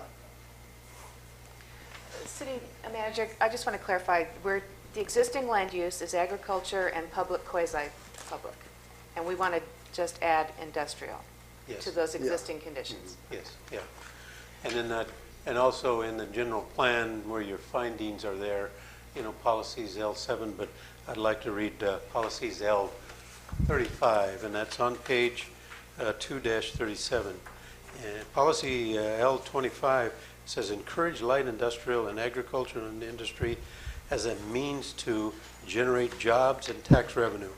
Industrial and business park areas should be attractively designed and should minimize adverse impacts on the environment and surrounding property. And that's exactly this commission's job, is to encourage development and hold the development's feet to the fire to make sure that it's done appropriately. Okay, comments? We have a lot of I speaker. have another public comment. Okay. Carla? I have a question about the industrial designation, because you've talked about light industrial, you've talked about ag-based, and you've talked about all this review that you're going to be doing. Under what authority are you going to be reviewing these projects? And also, if you look before you, it just says industrial. So you're not putting people on notice that, you know, you're looking for something like, you know, a pretty project. So I think I think you're misquoting. Is the general plan says agriculture, but our zoning districts identify the different uses. So there's a different dichotomy of the general plan. We're changing the general plan. We're not changing the zoning districts. And every project in industrial goes through site and architectural design review. is that in the zoning ordinance? Yes, it is. It's in it. Okay, thank you. Mr. Candelara, you want to Yes, take it? just another comment. Sure. Indeed, when you're changing, we're not changing the plan, we're just changing the zoning. Immediately, once you change the zoning, you're opening a floodgate of things that could happen. That The could- other thing is, if that there could is, I'm very grateful to this body and its due diligence in looking after the interests of the townspeople of San Juan. And for that, I'm grateful. For all the time that's been spent by all people, I'm grateful. However, the fact that if we need more industrial development, right now, at this point, as we speak, the city of Hollister's got acres and acres and acres and a gazillion acres zoned industrial park, and where have they come in? In other words, if the kids here, if it's going to be just for our kids here in San Juan, they can certainly get in an automobile or take public transit and go down the road down to Hollister, and I'm sure they'll find a job. We won't lose them to the big world out there. I think this is from where I stand, this is a red herring. The fact is that industrial development, this is heavy industry. You're talking about, and I don't care how you color it, how you design the building. The fact is that they're getting the highest use available. In other words, it goes agricultural. From agricultural, it goes R1, R2, R3. Then it goes commercial. Then from commercial, it goes industrial. These guys are getting the prime designation. That's worth money. And if somebody isn't getting their palms greased, at least then they're really pulling the wool over their eyes and getting nothing for it. So my feeling is that all this development, when there is already surplus, unused industrial development, we don't need another industrial park in San Juan Bautista, because the people of San Juan Bautista can, if this is such a great idea, why haven't all the industrialists been flocking to Hollister's industrial park? South of Wright Road, you have between there and the airport, there's so much area for industrial development that I think not. I don't think we need another industrial zone. Thank you. Okay. It would be nice is to have true leaf and selection inside our city limits. Well, there is no project there's no project has been proposed, and probably for the reasons you've got. It isn't the right time. But when the right time hits and the proper developer comes in with a proposal, we want to be ready. Well, I think at that time, Nothing's going to happen on this property if the commission doesn't act on it. And so we don't have a project, but if one comes up that meets the needs of the city and meets our requirements, we would consider it. But there's nothing right now. But planning is be ready. Another comment? This is on Rancho Vista. Oh, okay. We're still on the first one. Can I ask one quick question? Feel free. Your name, please, for the record? Ken Hool, I live at 15 Awani. Is there a ratio of industrial to residential you have to have as a city? Nothing you have to have. Ideally, you'd like to have enough jobs to meet the needs of the public and enough variety of services to meet the need of the public. So what I'm trying to get at is, are you changing this to industrials to support jobs for the changing the agricultural to residential? And I'm not saying this well. So are you changing this to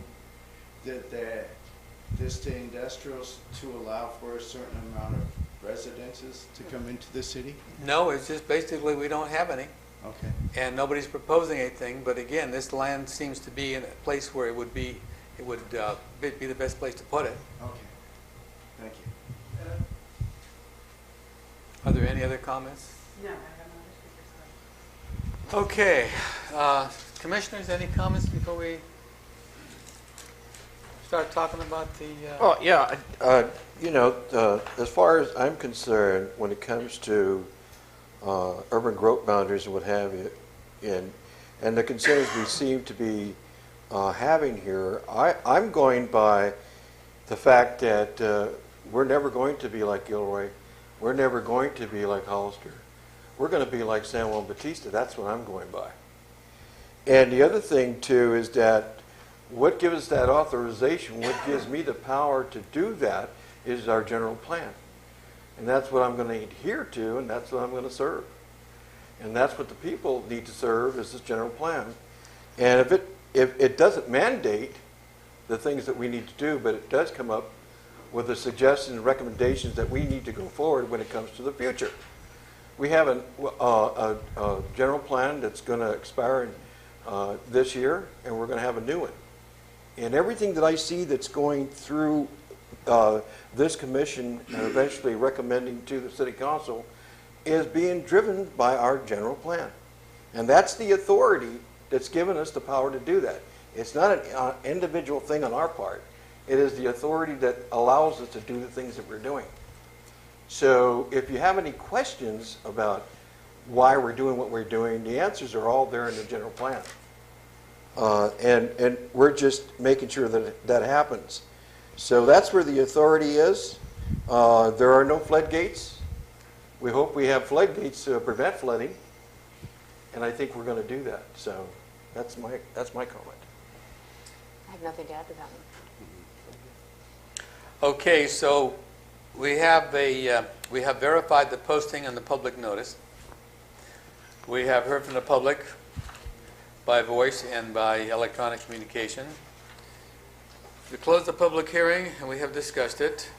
Now we have resolution 2014 XX. 19? 19, and Mr. Chair, members of the commission, your attention is directed. I passed out a resolution 2014, and it has stamped revise on it. And I will point that out is that it was called to my attention that we didn't give an adequate description of the land use designations, and I changed it to 30.5 acres of area south of San Juan Hollister Road from agricultural to industrial, 0.7 acres from agricultural to public, quasi-public, and 7.52 acres to remain agriculture. And that's in the second whereas paragraph. And the final paragraph, I will read that, is that, and now therefore be it resolved that the Planning Commission does hereby approve the 1998 General Plan Amendment to adjust the urban growth boundaries, change the land use of the 30.57 acres to industrial, the 0.7 acres to public, quasi-public, and 7.5 acres to remain agriculture, and adopt resolution 2014-19 with the recommendation to the City Council. Okay, I'm glad you added those specifics. Yes. Yeah. let's see. When I go to the findings here, you've heard the rest of it. Commissioner, based upon an oral presentation, written correspondence presented at the public hearing, information in the adopted initial study, and negative declaration of April 9th, 1913, There's no substantial evidence in light of the whole record before the Commission that the approval of the 1998 General Plan amendment of the urban growth boundary and land use designation from agriculture to industrial, public, quasi-public, will have a significant and adverse effect on the environment to the surrounding area based on the following findings. 1. The amendment to the 1998 General Plan will allow expansion of the urban growth boundary when the amount of industrial developable land within the city is insufficient to achieve the goals and objectives of the General Plan. 2. That the amendment to the 1998 General Plan is consistent with Policy L7 of the General Plan. I quote, approve development projects only when sufficient public services and utilities are available to serve that development or will be provided as part of the development, end quote. 3, that the amendment to the 1998 General Plan will promote orderly growth of industrial development that is contiguous to existing industrial zone properties and will provide new employment and job opportunities for the residents of the city. 4, that the amendment to the 1998 General Plan for the expansion of urban growth boundary will allow the city to address and meet changes in the economic, social, and regional needs of the community for future industrial development. That the amendment to the 1998 General Plan is consistent with the goals, objectives, and programs of the San Juan Bautista General Plan and desirable in relation to the purposes and intent of the uses and facilities for industrial development. 6, that the amendment of the 1998 General Plan will not adversely affect the health or safety of persons living or working in the vicinity or be detrimental to the general public's health, safety, and welfare. Those are our findings. You heard the resolution. Is there a motion? Can we make one change? It Sure. should say will not have a significant and adverse effect on the environment. Where is this? The very last sentence of the whereas paragraph where you started reading. Right after public / quasi-public. Will not have. Will Public not health. have. On this, I think here. Oh, in the front. Okay. Will not have. Kind of an important word. Yeah. Oh, yeah. Well, And you the know way you what- read it as 1913, and it should be 2013. Just Yeah. because on camera it's going April to say 9, 19. 2000. So, Got yeah. Maybe we should take a break or something. Okay. Okay. With those changes and the position of the commission through its findings, is there a motion?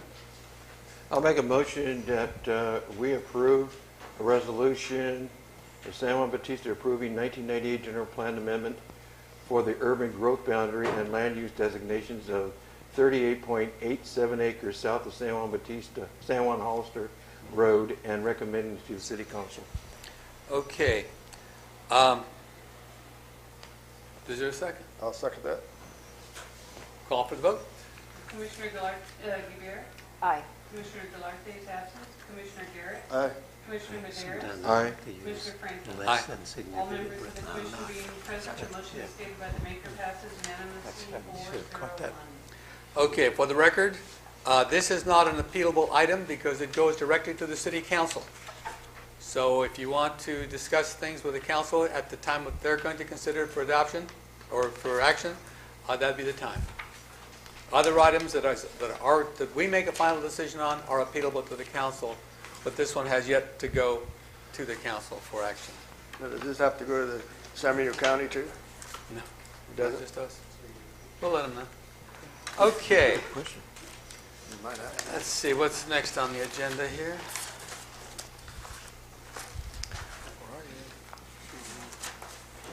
5B.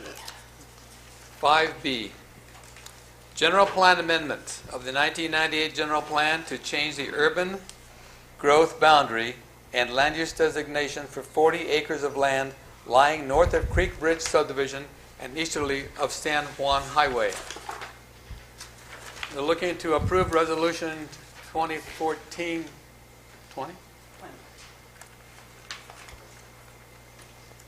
Approving the draft initial study and the mitigated negative declaration for Rancho Vista subdivision to change the urban growth boundary and land use designation of the area from agriculture to low-density residential and make the appropriate recommendation to the City Council. Then approve resolution, Yeah, it's westerly. I guess we're just considering, resolution number 2014-21, amending the urban growth boundary and land use designation of the 1998 General Plan of 40 acres in the north portion of the city and recommend such to the city council. So both of those go to the council. Okay, No, I have to recuse myself. we have to discuss that now. Yeah. Okay. You have something you want to say? I need to recuse myself because I live within 300 feet of the development of the urban growth boundary plan. We have a, do we have a quorum? We should, I'm okay. Now, with the environmental document that it covered the 28 acres, upon reviewing the changes to the urban growth boundary, it was discovered that the 5 parcels lying on the east side of First Street included Mr. Ribeiro, Mr. Medeiros, the Kamamoto, the Zuniga, and Lowen's yeah. property, and they are currently excluded from the urban growth boundary. They're zoned agriculture, but they are provided urban services, both sewer and water. And live within the city utilities. limits? You know, right. And live within the city limits? Yes. The structures have been there well over 5 decades. When I had done the analysis, I felt that we should include those properties into the general plan amendment. But upon examining the ramifications, because Commissioner Glart is absent, I suggest that we do not take action on the 11.7 acres on the east side. This way here that it will, if we take action on the 11.7 acres, it renders Commissioner Medeiros ineligible to vote for the urban growth boundary. By eliminating that and then taking our draft resolution of the 28.3 acres and the 28.3 acre adjustment of the urban growth boundaries and land use designation only, then Commissioner Medeiros can participate. His property lies 340 feet from the boundaries of the subdivision, and it would be legal for him to participate.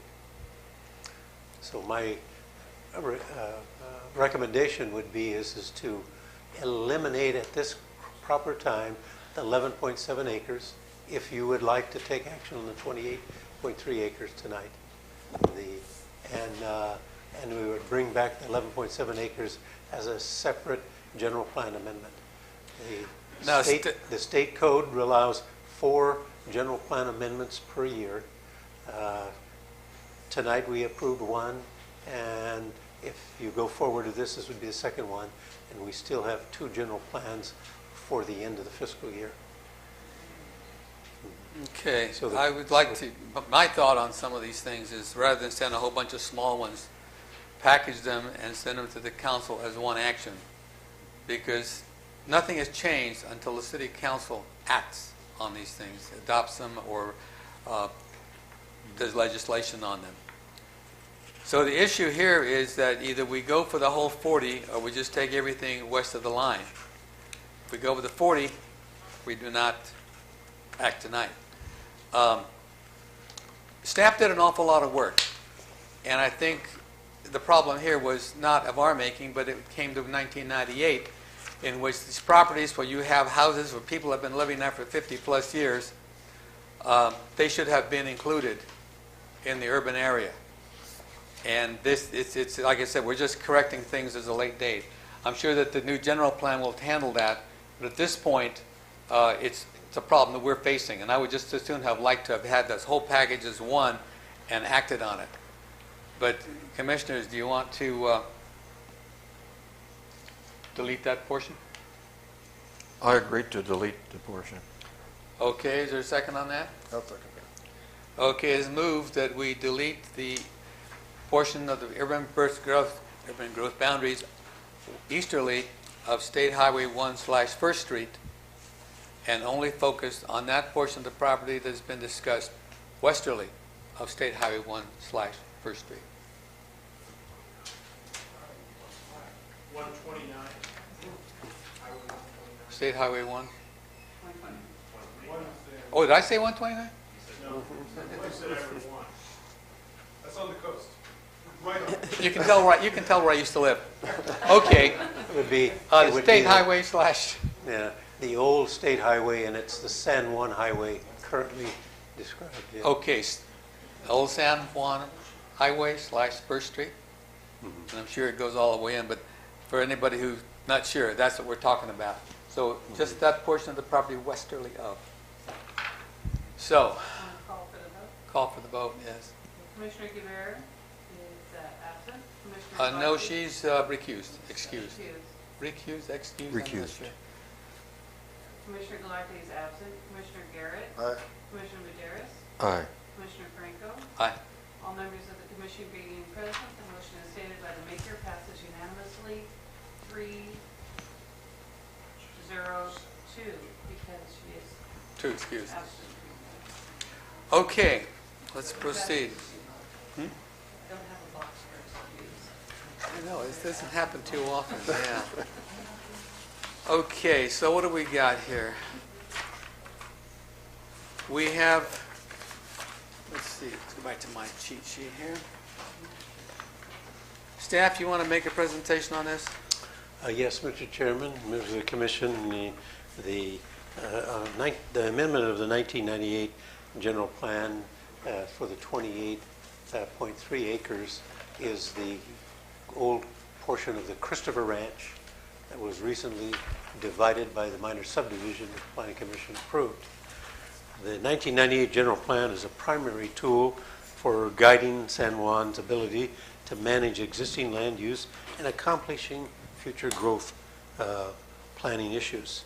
The law allows the local agencies to change it up to 4 times a year, and as social and economic changes occur during the development of the general plan and through its history, there comes time from time to time where a general plan has to be amended to reflect these social economical changes to our society.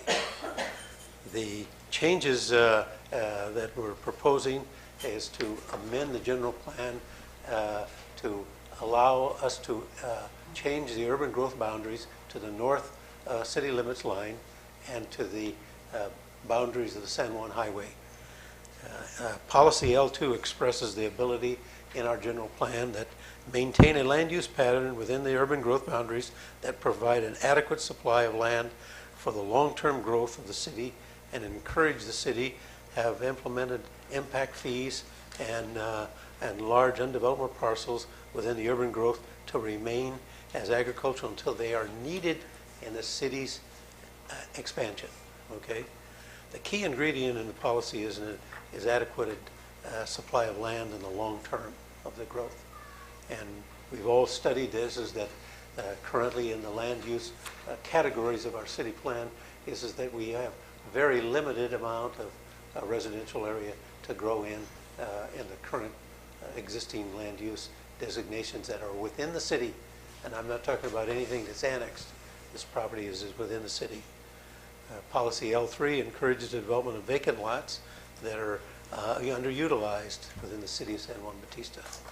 And then L5 allows expansion of the urban growth only when the amount of development land and its boundaries are not sufficient to achieve the goals of the general plan.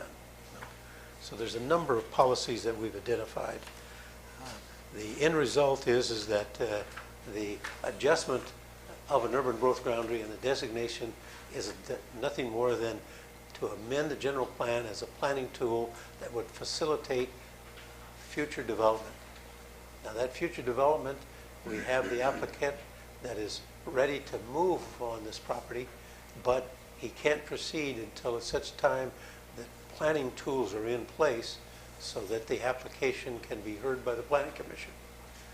The Planning Commission then can get into all the details of that development, how it's going to impact, how it's going to be mitigated, how the monitoring programs are going to be established, and how the conditions of approval are going to be established to offset those impacts and make sure that it's beneficial to the city.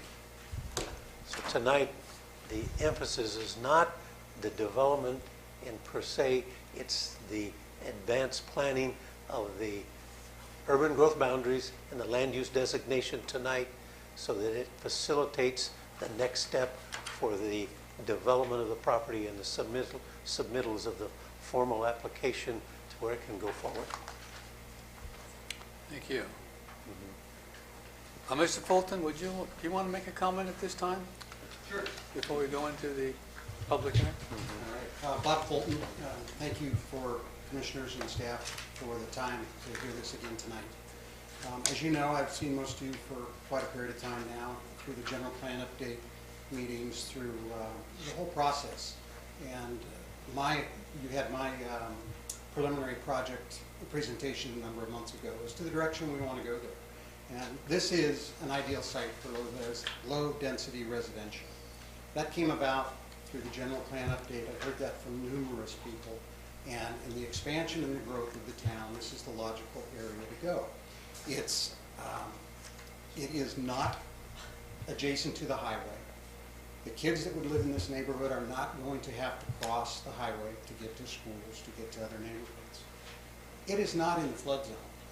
It's a great piece of property for this. One of the objections I've heard is it's prime agricultural. It is not prime agricultural land. The owners of the property are probably some of the best experts in that, the Christophers, their family. They've tried to farm this in the past. It's what they do. It's what they do for a business.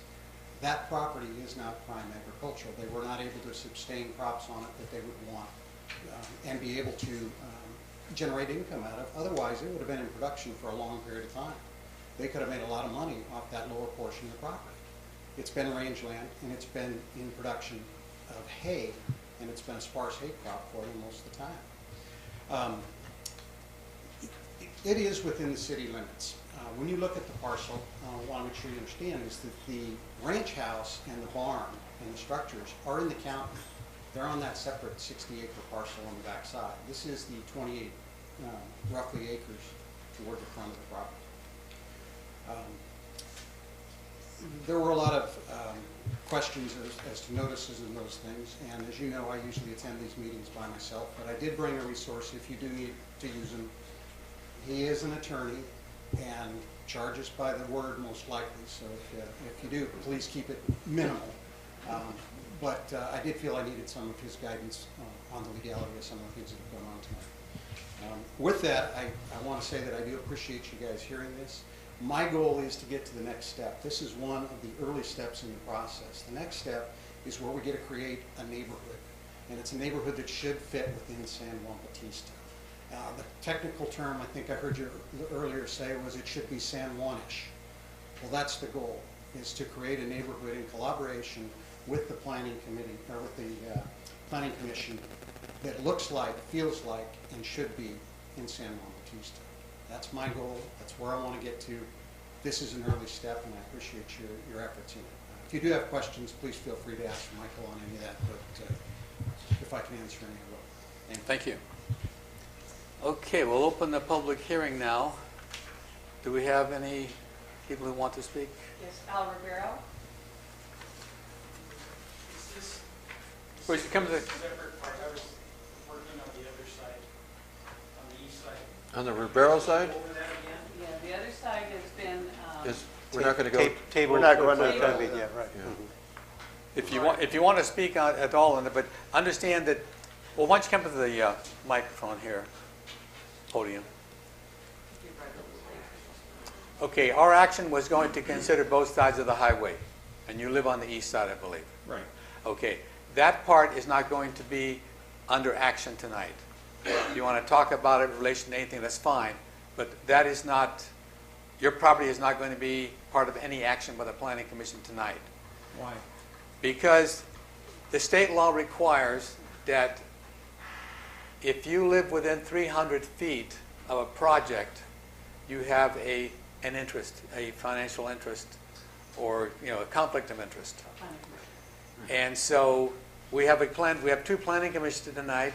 Commissioner Guibert, who lives within 300 feet, and when you take the 40 acres, including your side, Commissioner Medeiros, he is within the district, so he would have a conflict of interest. Now, to have, and then if he pulled out, we'd have two of us, and you have to have a quorum to have a public hearing. So by taking off everything east of the highway,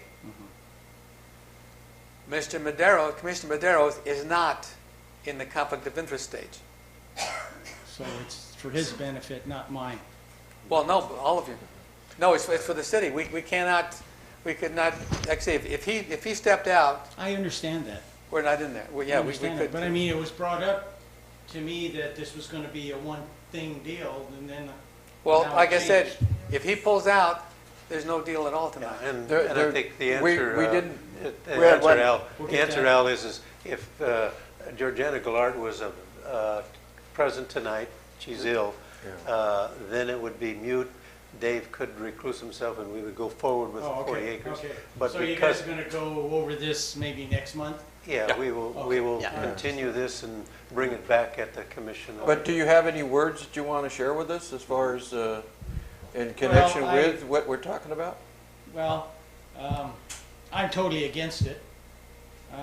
That's been agricultural land for as long as I've been living here, and Dave and some of the other guys, and Pat. And so I just can't see taking prime land like they've done all over the county, and they want to do with a new highway someday, whenever that comes up.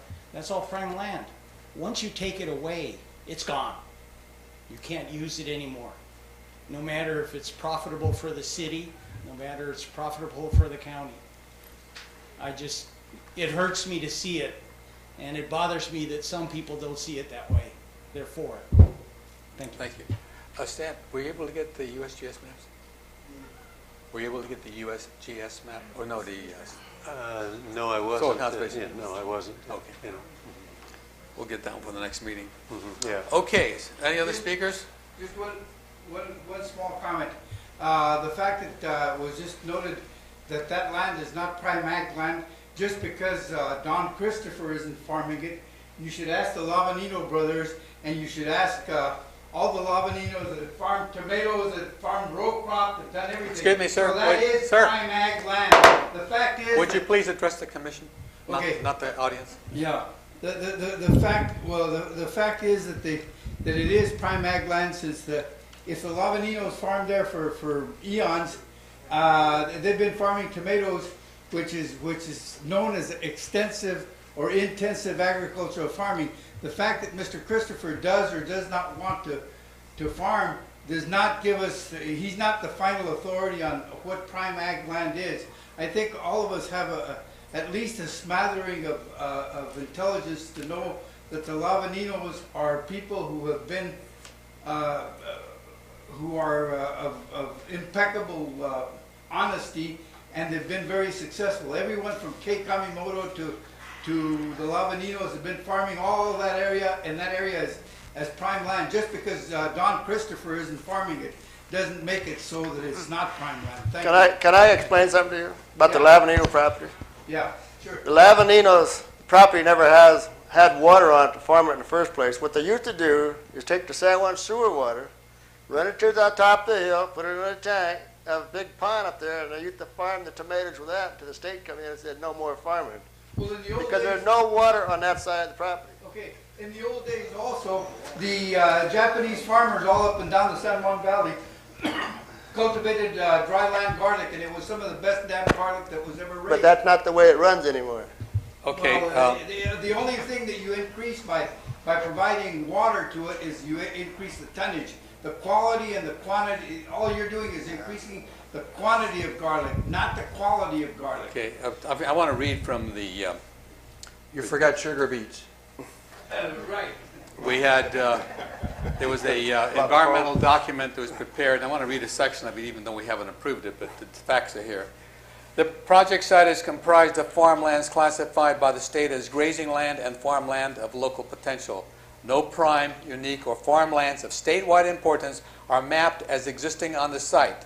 And the source is the California Farmland Mapping Program, California Important Farmland Finder, accessed May 26, 2014.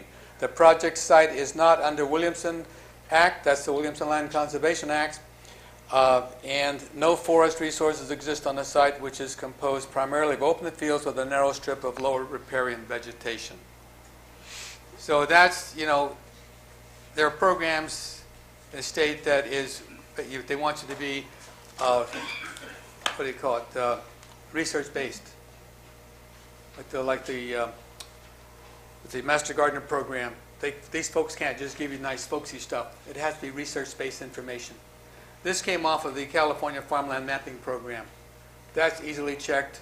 That's available to anybody, and that is written here. So the Soil Conservation Service of the United States uses the same similar process.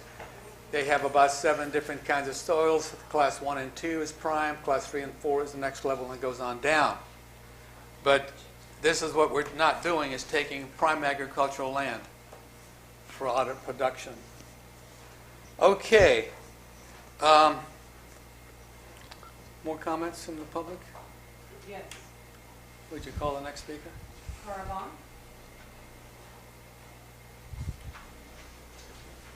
Thank you, members of the Planning Commission. I'm a little bit confused because I thought you took action on this at your last meeting, amending the general plan and rezoning agriculture to R1. Mr. Franco, That is correct. That is correct. Goulart, and Mr. Garrett were here and voted in favor of it. So I don't know why it's back before you again. And then I'm also confused because there are 2 things going on: general plan amendment and rezoning, changing getting rid of the urban growth boundary, basically. And then there's the environmental document. Are we talking about both at the same time? And then I submitted extensive written comments because the deadline for comment on the environmental document was last Friday, October 5th. So I hope those comments have been logged in, and that they will be part of the record and that they will be given to the City Council when this goes forward. But I am confused, and I guess I also have a question about noticing, because it was noticed as considering 40 acres, not the 28 point something or other. But if you want me to proceed, I will make some brief comments. And by the way, I have commented, I think this is the 4th time this is before you. And I have submitted comments every single time, and I would like all of those comments to be made part of the record, because I do plan to fight this thing to the bitter end. This is totally wrong. So noted. And, okay, general plan, urban growth boundary. We all know that we have no control over what the county does. It's come up many times. We have no control. The fish place, we had no control over that. We didn't even know it was happening. So the earlier residents who were involved in developing the 1998 general plan had the foresight to develop this green belt around our city. We had an urban growth boundary, and then from the urban growth boundary to our city boundary, they created a green belt, and that's the agricultural area. We have control over that. We created a green belt.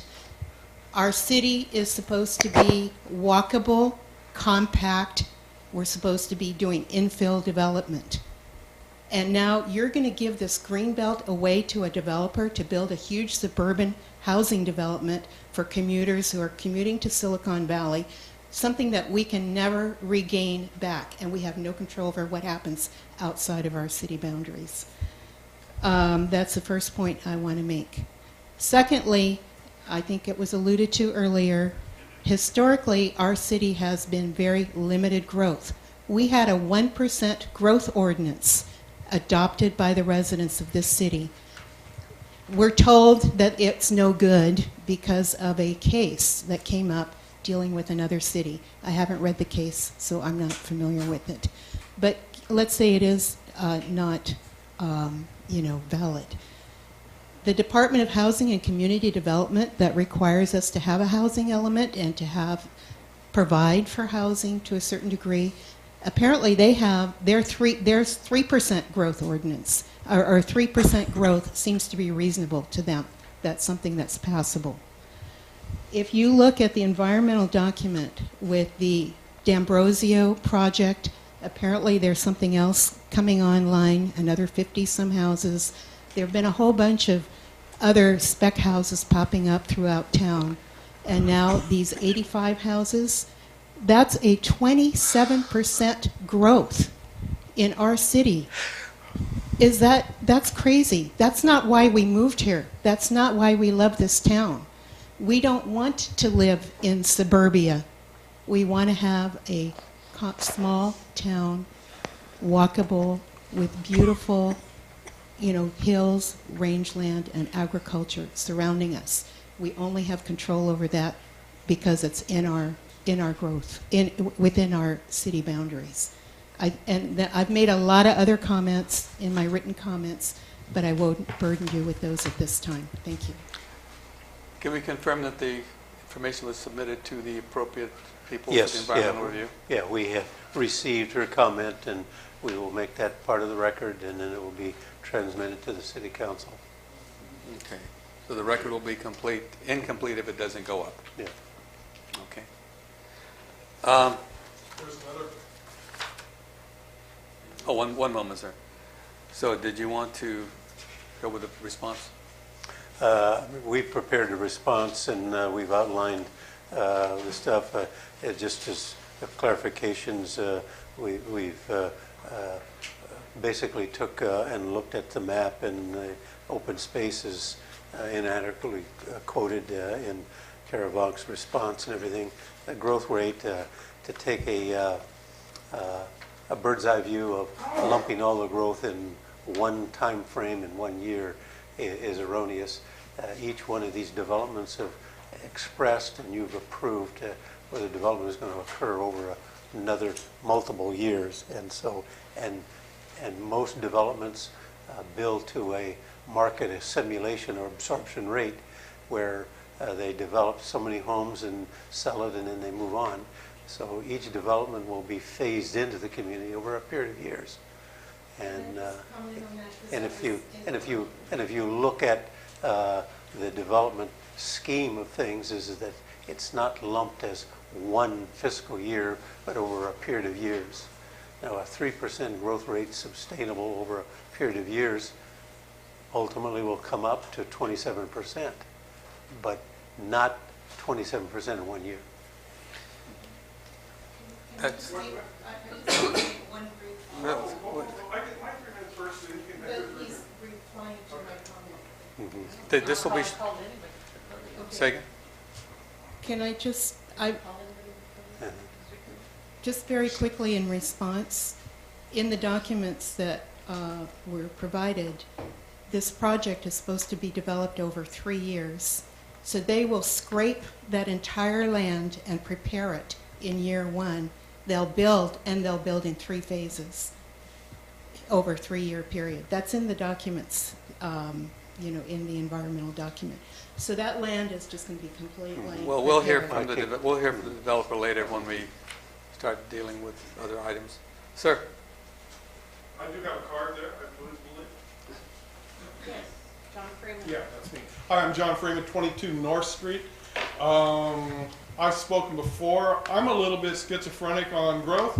I really think it's great in the industrial area because every planning documents, studies I've read, and I've read more than a few. I went to Cal Poly Pomona, and Matt here will know that also has a School of Environmental Design, which is planning. States that residential growth doesn't really pay the freight. It's commercial and industrial that adds to the tax base, allows us to hire police, allows us to hire firemen, parks and recreation, all the good things. So that's why I'm kind of more in favor of that. But, I can be bought too. So, if we had enough impact fees to fix the entire 3rd Street, and I just don't mean from north to Creek Bridge, but I mean all the way down to JJ's Burger, maybe it wouldn't be so bad.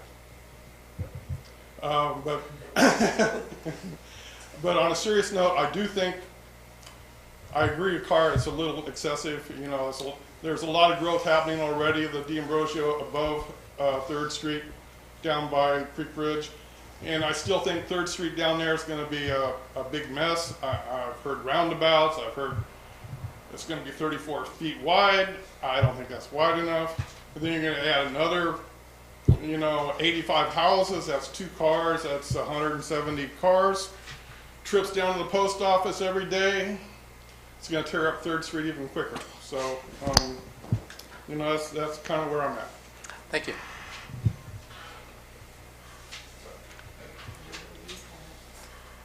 Ruben Lopez?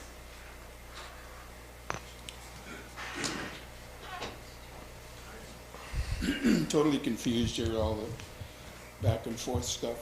Ruben Lopez, I live at 305 5th Street. My home's been there for 70 years. I came here 70 years ago. I'm almost a native of San Juan. I've seen it come and go. I've always believed that, someone gives you lemons, you make lemonade. Our lemon is right across the street with our 200-year-old mission. That's the magnet for tourists, which helps support our city. We get over 40,000 students coming to visit that mission over the year. That's an amazing number of people to come here. We have people that come here on the weekends to see an antique town, a historic town. They don't come here to see industrial buildings around. Agriculture. I know Don, what's his name, bought that little ranch out there. That was his little getaway. That was designed to grow anything out there, and I knew the Lavadinos when they had it out there. And Pat, you said they don't have any water. How are they going to put 85 homes out there if they have no water? Okay, just a comment you made earlier about the water situation. I don't want to see San Juan destroyed. It's a magnet. People want to get away from the big city, from the industrial areas, come over here and relax on Sundays, Saturdays. You've seen the number of people that come here on the weekends. It's a historic town. I've been to every mission in California, all 21, twice. Once as a student when I was at University of Pacific. The second time, 10 years later, when I was working on my master's degree. Dr. R. Cokewood, who was head of the history department, asked me to come along and be an assistant lecturer. He was actually designated Mr. California by the state legislature, by the way. And anyway, he's getting up in his years. And I've seen what's happened to our mission towns, surrounded by houses and industry. We're an agricultural area. And again, Santa Clara County, San Benito County, agriculturally, has one of the best soils, in the top 5 soils in the world for agriculture. And we're blacktopping it. Look what San Jose did. They blacktopped that whole rich land up there with houses, Silicon Valley, whatever it is. And Salinas is going through the same thing. Our Congressman Sam Farr told us not too long ago. It's the only area in the world where they grow 94 different agricultural products. And what are they doing? They're blacktopping it also. Houses and shopping centers, whatever. So you start out here, that's step 1, with a housing tract. Like it was just said, 85 houses, that's 170 cars, 170, maybe 200 people. And they're not going to shop at the Windmill or Neal's Market. They're going to go to the stores over in Gilroy. And that's what's happening now in Hollister. You see the line of cars going north in the morning to work. It's incredible. And that's what we're looking at here, staring at industrial. Agriculture is an industry. They provide jobs, all kinds of jobs. Anyway, I'd really like for you to seriously reconsider this. I was on the Planning Commission in 1998, and I was on the committee when we designed this. We wanted to keep San Juan in, keep the growth inside the city limits, and protect our agricultural area. And you're looking at building an industrial city outside of that. Your city manager lives in Hollister. He doesn't have to live here. He doesn't have to hear the trucks going by at 3 o'clock in the morning like I do up on 5th Street. I don't know how many of you live in that, Pat, you hear them, and maybe you're a heavy sleeper, but I'll tell you, at 3 o'clock in the morning, those trucks zooming by, and we're gonna have more. Can I ask you a question? Can I ask my question? About the water? Sure. How come we don't fight like Earthbound's, Pride of San Juan? You know that Earthbound next year is gonna double the size of that plant? That's prime agriculture land. That's true. We took a high school and built it on prime agriculture land. I was And opposed to nobody that, protests too. that either. I was opposed to Nobody that. ever fought them big projects. This project, Earthbound, next year is talking about doubling the size of that plant. They're county though, they're not city. It don't So matter. Why- It's why- agriculture why land. haven't- Why haven't we fought that? Yeah. The high school, Leonard Catano was trying to stop that out there and asked me to help him with that, and they ran right And then, over and top then of you're us. talking about that, they're gonna build a highway 700 feet out in the middle of the valley of the best farmland in the world, 6 feet in the air, all the way to Union Road, to a 4-lane highway, and stop and go to a 2-lane highway. I'm opposed to that too. Our water table is only 8 feet out in the San Juan Valley. What's gonna happen when they dig down to put the base rock and the whole enchilada down there? It's The gonna be awful. state of California don't care, they're gonna build that highway. Well, yeah, they beat us on that because everybody sat around with That's all I'm their finger in saying. their ear. I don't know.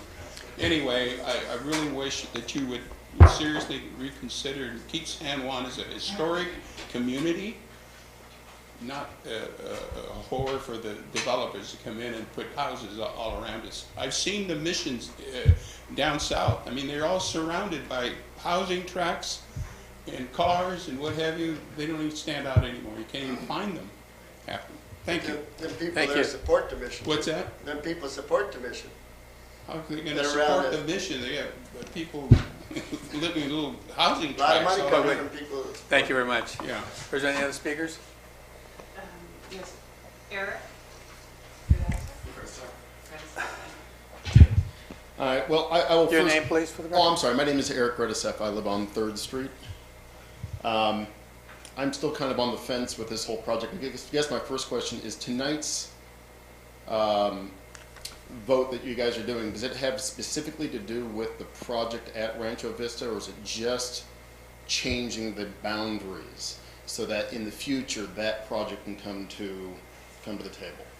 The end product is a project, but it has to go all these steps that he don't need the name of the project. Okay. So we want the urban growth boundary out there, whether it's a project or not. Okay, because one of the agendas that I saw that came through one of my emails said there was going to be a presentation for that project specific, and I didn't see it on the agenda when I came in. I was trying to find the email on my phone, but I didn't see specific. So just so we're clear, tonight is not necessarily about the Rancho Vista project specific. Okay, we're not approving that. Okay. That's not up for approval yet. Got it. I mean, the bottom line is, there's probably some preliminaries, but you've got this environmental review to do. Mhm. And if you found out there was stuff in there that was negative, the developer would have to go back and erase and make all kinds of changes. Okay. So we're still not, I mean, and the reason, I'm sorry, I didn't mean to cut you Okay. off. And the only reason why I understand is I have some comments and concerns about the project that I have heard of, but it doesn't sound like at this point it is on the table specifically. Is that correct? well, if he has some questions, ask him, because I want to ask the developer to. No, take him I'm to- asking the planning commission doesn't have a project specific sitting on their table. No, not for approval, no. Not for approval. Okay. There was Not- an environmental not- review done. Not for the subdivision, it's for the urban growth boundary amendment Tonight, right, Yeah. okay. Yeah, only, yeah. all right. So there's a lot of work's been done, and there's a lot more before you can come up and say, okay, we've done everything, it's safe to do this, here's how we propose to develop it. Okay. So Yeah, you- I just want to get clarification to understand whether, because like I said, I have comments on the project. It doesn't sound like tonight's the forum for that. Okay, Perfect, thank you. thank you. Other comments? I have another speaker card. Wait. One more? Now I do. Sometimes comments generate new speakers. Your name, please, for the record. Rosa Loaiza. In the urban growth boundary. Now it's only getting approved for the 20 acres, the west part, not the east part, Not tonight. not tonight. When is that gonna come? I would expect at the next meeting. Okay. And that way, we would only be taking that strip by itself. Okay, all right. So just wanted to understand that it will come in place and, that everything will be moving forward on that. Yeah, you'll be getting notices of that. Are you on the mailing list to receive the agendas? Yes. Okay. Yeah. One more. They keep coming up. Ken Hool, 15 Awani. So, can I show you some pictures of that property? Tell us about it, okay? So, that's the property that they're saying is not a flood zone. And here we go. Okay. And for the official record, if you have one for the city clerk or for the planning commission secretary? Okay. I'll let you have those. David? Even in the dry years, it gets pretty wet. And I don't know, it just seems like such a waste to turn this beautiful land into a housing project. And it's like you said, it's like Earthbound is growing and it keeps growing, but do we need to keep adding to it? And it looks like you're probably going to go ahead with this project, but I really want you to pay some careful attention to the environment and what you're giving up. You talk about the flooding here. Yes, it does flood in that area, but where the road goes out to the old house, everything on the whole side doesn't flood there. It only floods on the up against the houses. That makes this is only one portion. So when it comes up in front of us, we might just have to put a big detention pond in this to save it and let the water out slowly. So you won't be able to build any houses in there. Do you want to? My retention pond, I live in Creek Bridge. My retention pond is a big green froth. I hope that really you guys pay some close attention to this and give us some care. The one in between your houses? Yeah. And it's like a mosquito incubation zone. It's just doesn't have, no one wants to take care of it, and there's really not the money. And so if this is developed, I mean, are we getting enough money from this project to make it worth the loss as a city? It's It may be not the follow the plan of the city. Maybe it was not properly, set up for drainage. So it will be the builder's responsibility to make sure that they absolutely. take care of I'm sure this can all be a mid. Excuse me, I think since you're addressing the planning commission. Yeah, I mean, the flooding can be mitigated. They can come up with. Yeah, we're really concerned about that part of it, but that's not coming up in front of us yet. I know, but I was here at the last meeting and we changed the county line, but there was no project. But now we're starting to talk about a project, aren't we? Well, we still have all this preliminary work to do. I know that, but I want to keep talking to you. That's okay. It's going to be a long step down several the road. meetings. Are you on the mailing list to receive the agendas? No, but I've been getting. Well, Probably make will be. sure you're on. Make sure the secretary has your email address, because anything that comes out or is posted, you want to know about it. Okay. And all you got to do is push a button, and you're in. Is there notification going out as the planning commission comes up with the projects and as far as development goes to the neighborhood? Yep, be sent Immediate over. neighborhood? It depends on whether it's a public hearing. If there So is, they would get be getting- notified within 300 right. feet. Yeah. But some people aren't on the list yet, and that's why I want to make sure that Yeah. nobody gets lost in the shuffle here. So I'm making sure that. Okay, so we have Yeah. comments. Do we have any other speakers? Okay, commissioners, let's see what we want to do. Do you want to discuss first, or ask Mr. Fulton to comment if he wants to, or? Can I bring up a point here? Sure. This is, just handed to me, this is what I got on an email about the public hearing, and it says consideration of a development agreement for an 85 lot subdivision Rancho Vista subdivision, Christopher Ranch. Are we not holding a hearing about that tonight? That was deferred until next month. Okay. Mhm. Okay, and that's where my confusion was, because I did get this and I thought it was on there, so. And that, we may recommend, but the council is the one that's going to take the final action on that. Mhm. Any more speakers? Anybody before we go into discussions? Sorry. We'll need your name on us. I'll get you a card. My name's Karen Gretasoff. I live on Last name, Street. please? Gretasoff. Oh, okay. Eric's better Latin. As the urban growth and extending that boundary out for potential for a project, and we're also talking about the percentage of growth for this town, maybe not have so many homes going in over there, maybe providing some parks. As far as I know, we have the one baseball field, I'm not sure what the Abbey Park, and then we have the little park right down here. Verdi Park. Verdi Park. I've only been here a year, sorry. I'm getting you know. But those are the only two parks for kids to really play and be safe with a fenced area. Maybe with the production of a project going in, maybe bring the houses down, the amount of houses going in, maybe provide some parks in there, maybe provide a dog park for all of us that have dogs in town. Look at something like that when you're considering a project coming into town. It's going to bring that percentage of growth down a little bit, but it's also going to provide it to be a homey town, the San Juanita town. So that's my 2 cents. Well, I think, like you said, keep watching the project, but I think you'll find that a lot of your concerns are included in this. Okay. Any other last minute comments before the commission goes into discussion? There'll be none. Would you like to speak, sir? Maybe not. I don't know. There's a lot that's been said tonight, and I really appreciate all the comments. And it does mean something to me as far as making the decision. And they're very important to me, so I need to listen to all of you.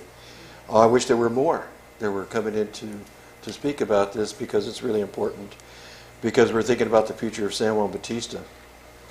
But what I've heard tonight, I haven't heard anything that would sway me away from this project, away from urban growth boundary that needs to be moved in our cases. And, we're talking about prime agriculture land, and we're worried about our green belt that's surrounding the city of San Juan Bautista.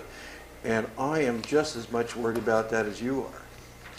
And I want to improve, not just protect it, but improve it as we go. And I believe our general plan that we've got existing today serves that for the city, and also the new one that's coming up. You just got to start looking at these things a little bit closer, and you'll learn for yourselves that we are going in the right direction here. I want to protect the land. I want to improve it. If we take away some agricultural land, whether it's prime or not, we can also develop it someplace else in our community, around our community. We can improve the green belt that we've got now that's existing today and still build homes. I'm really worried about the fact, and I've learned through Creek Bridge, my lesson, that, I was totally against it from the very get-go. It was a floodplain. There must have been species out there that needed protection, and also I was really concerned about that. And primarily I could hit my golf balls out there and not hit any homes at all, which was nice. I still do that, by the way. That's how good of a golfer I am. No. Anyway. Alexa on Windows. But I hear a lot of concerns and what have you, and I really, really strongly believe that we are going to build San Juan Bautista and protect San Juan Bautista, and it's not going to be no other city but San Juan Bautista.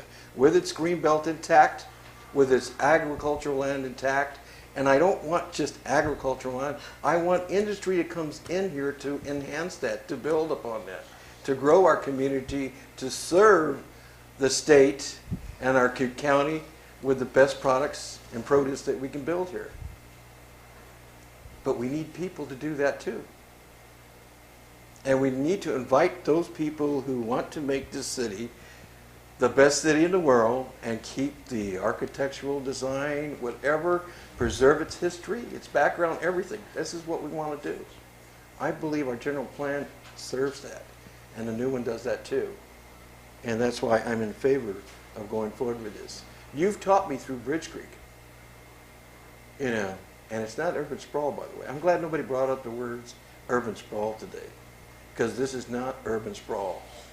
This is contiguous to what we're trying to do to build a city here in San Juan Bautista and keep it and preserve it the best way we know how. And we could do that.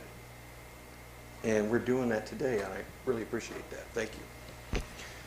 Yeah, I've been here for 72 years. And I hate to see things built, but we let a lot of projects come into this town, and we're going to work real hard to make this project as nice as the one you all live in down there too.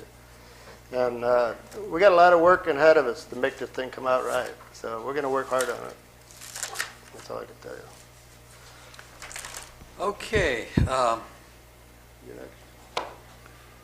think I gave all my comments You make a motion. early on. This is the revised work. I didn't pass that out. Oh, no, I can't move. I'm the chairman. I only vote to break ties. I don't like to do that. This is Yeah, this is the revised. Yeah, right. I think I got a copy of that. Yeah. Did you put it in there? The revised? Okay, here you go. This is put revised on the corner. Yeah. This, when you're deliberating for the initial study and mitigated declaration, this is the document for adjusting the urban growth boundary and land use change. And that's what it's for.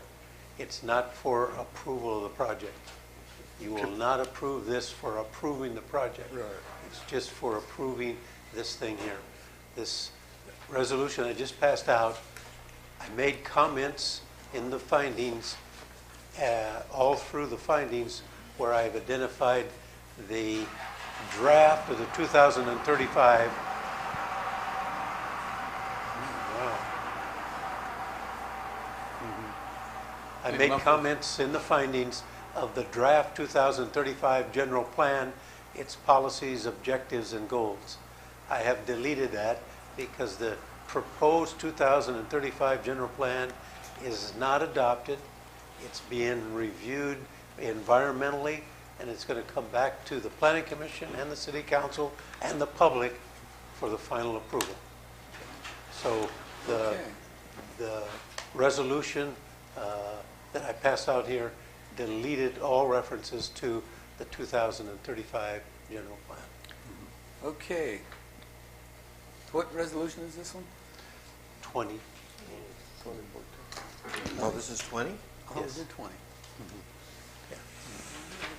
Oh, because we have that other one to continue with it. So it'll be 21. 21, okay. It's called a resolution of the Planning Commission of the City of San Juan Bautista approving the draft initial study and mitigated negative declaration for Rancho Vista subdivision to change the urban growth boundary and land use designation of the area from agriculture to low-density residential, and recommending to the City Council the same. Once again, the Planning Commission, in a matter of rezoning or change of zoning, is a recommending body to the Council. This is a legislative action, so only the Council can give you final approval, which means if you want to, you can't appeal our decision because we didn't make a final. All we're doing is recommending to the Council. So after the Council's action, you can go to court. But at this point, we're only working on the change of the urban growth boundary and the land use designations. So, it's only partial. Say again? It's only partial, because I didn't go to the 40 acres and only went to the 20 acres. Well, let's see what we've got here. It's a partial. Well, it will be that, because we're only talking about the urban growth boundary on the west side. Mm-hmm. All the papers talk about the 40 acres, but now it's... Well, like I said, we took it off. That's prerogative of the commission. We can take that off and only deal with part of it. So we did. Okay, it's called the Resolution of the Planning Commission of the City of San Juan Bautista approving the draft initial study, mitigated negative declaration for Rancho Rio Vista subdivision to change the urban growth boundary and land use designation of the area from agriculture to low-density residential, and recommending this council do the same. Now, the commission conducted a public hearing on October 7 for the purpose of amending the 1998 general plan to change the urban growth boundary and land use designation of areas in the north part of the city. And the Planning Commission received the staff report, initial study, mitigated negative declaration, oral public testimony, written comments, and citizen input on the proposed amendments to the 1998 general plan.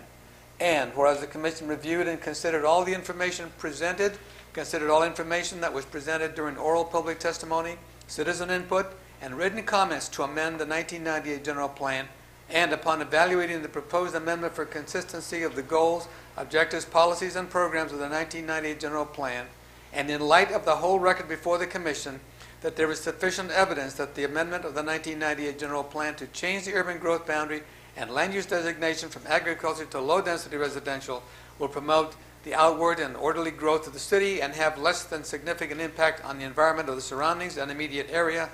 The Planning Commission hereby makes the following findings to support adoption of the resolution. 1. The amendment of the urban growth boundary is contiguous to the existing urban growth boundary of the city and is a logical outward and orderly extension for the future growth and expansion. 2. The amendment of the urban growth boundary will not adversely affect the overall character of the city by allowing development which is inside the existing city limits, and municipal services are available and are properties that are currently serviced with city utilities. 3. The amendment of the 1998 general plan will allow the city to plan for future urban growth development that is consistent and compatible with the surrounding areas and will provide future economic benefits for sustainability of city services. 4. The amendment of the 1998 general plan to extend the urban growth boundary encompasses an area that is not designated prime farmland. The amendment of the 1998 general plan for the expansion of the urban growth boundary will allow uses that will be properly related to other uses, transportation facilities, and other public facilities in the area, and will not cause undue environmental impacts relating to noise, odor, and pollution. 6. The amendment of the 1998 general plan for changing the land use designation from agriculture to low-density residential will have less than a significant impact on surrounding area with proper mitigation measures that can be implemented for any future development by the review process of the city. The amendment of the 1998 general plan is part of a planning process to amend general plans for consideration of future needs of the city community and will not result in a degradation of the water quality of the city's public water system. 8. That was 7. The amendment of the 1998 general plan will not significantly have an adverse effect on the overall agricultural productivity within the city's sphere of influence or increase the potential for vandalism, trespass, or creation of public or private nuisance to agricultural lands. 9. The amendment of the 1998 general plan for the extension of the urban growth boundary and land use change to low-density residential will be consistent with the goals, objectives, and policies. 10. The amendment of the 1998 general plan encompasses areas that are currently within the city limits and are currently being serviced by the city of San Juan Bautista. Now therefore be resolved, the Planning Commission of the City of San Juan does hereby approve the 1998 general plan amendment for the urban growth boundary and land use designation of the 28.3. 28.3. 28.3 acres of land, and recommends to the City Council the same. That's the draft resolution. Do I have a motion to approve it? I make a motion that we approve, the City of San Juan Bautista Planning Commission approve the draft initial study and mitigation negative declaration for Rancho Vista, a subdivision to change the urban growth boundary and land use designation of the area from agriculture to low-density residential, and recommending to the City Council the same. Do we want to mention Rancho Vista in the title? If you're going to give Maybe your not. negative declaration, We because want we're doing both, aren't we not?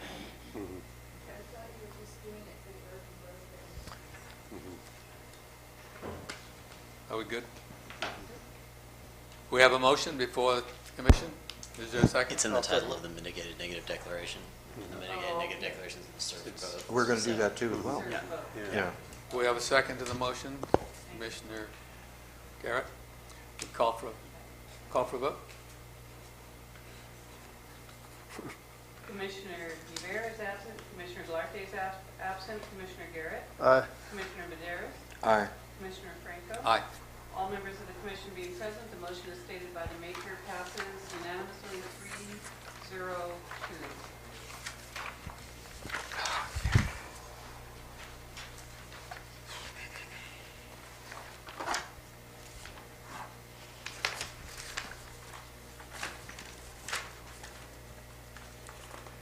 Okay, now the next one we have, that's the document we have before us, the draft initial study.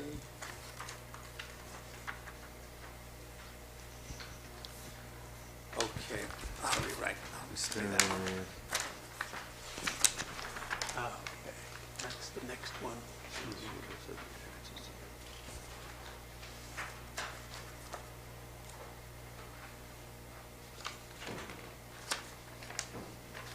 That's both of them then. Now that you've adopted the, this is the next one here.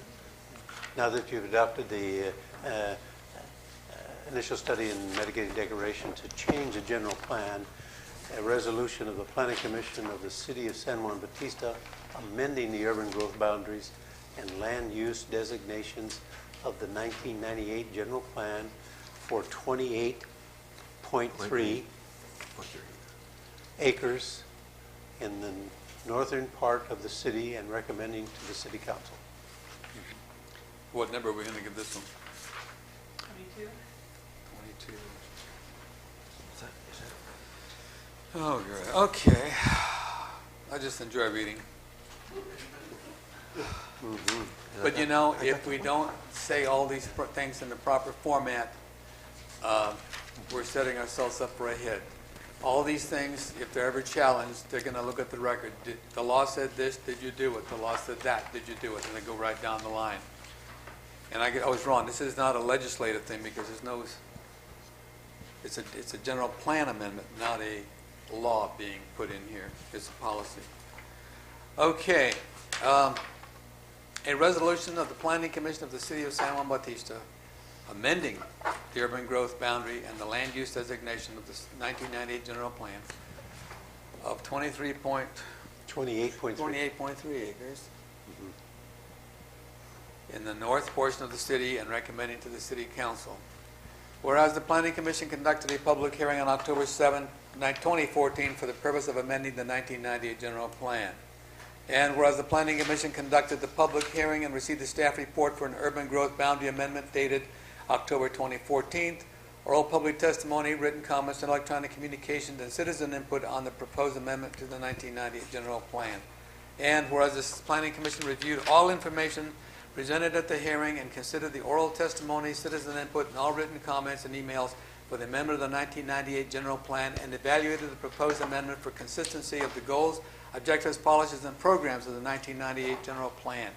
And whereas the Planning Commission, based upon the oral presentations, written comments, and public testimony at the public hearing, and the information of the staff report and documentation, find that in light of the whole record before the Planning Commission that there is evidence that the amendment of the 1998 general plan to amend the urban growth boundary and land use designation of 28.3 acres of land lying northerly and of the Creek Bridge subdivision, easterly comes out of there, northerly of the Creek Bridge subdivision, from agriculture to low-density residential will have less than a significant impact on the environment of the surrounding immediate area. The Planning Commission hereby makes the following findings to support the adoption of Resolution 2014-22. 1. The amendment of the 1998 general plan for the extension of the public growth boundary is contiguous to the existing urban area of the city and will result in an orderly and outward growth for the future urban development. The amendment of 2. The amendment of the 1998 general plan for changing the land use designation from agriculture to low-density residential will have a less than significant impact on the surrounding area with proper mitigation measures that will be required for any future urban development.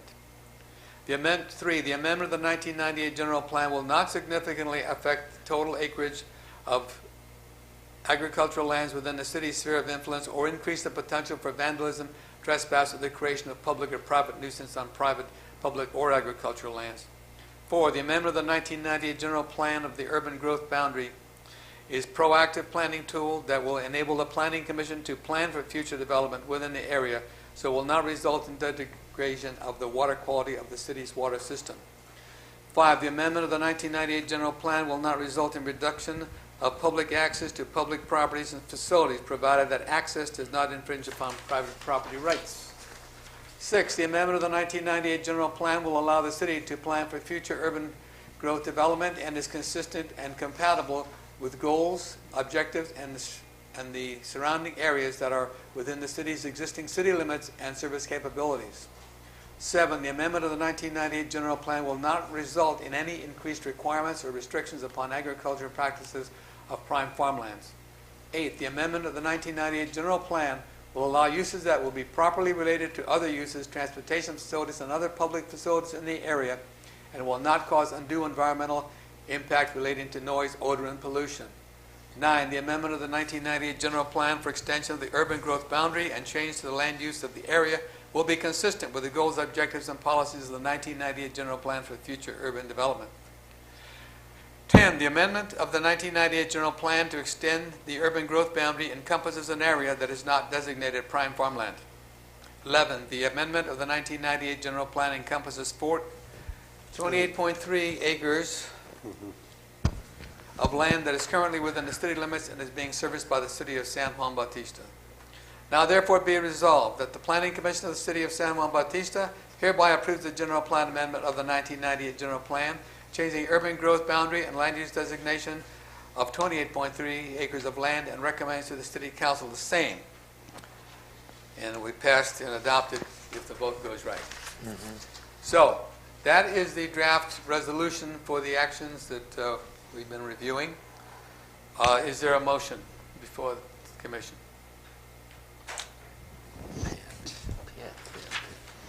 I make a motion that we approve the City of San Juan Bautista Planning Commission approve of the amending the urban growth boundary and land use designation of the 1998 general plan of 28.3 acres in the north portion of the city and recommending to the city council.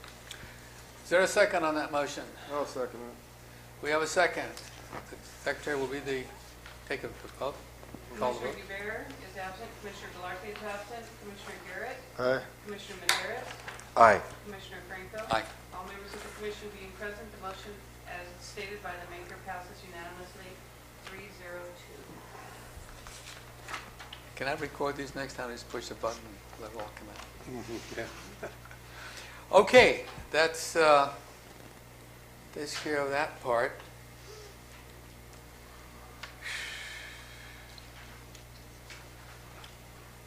Mr. Fulton, did you want to say anything by any chance? Just as a follow-up, if you want to.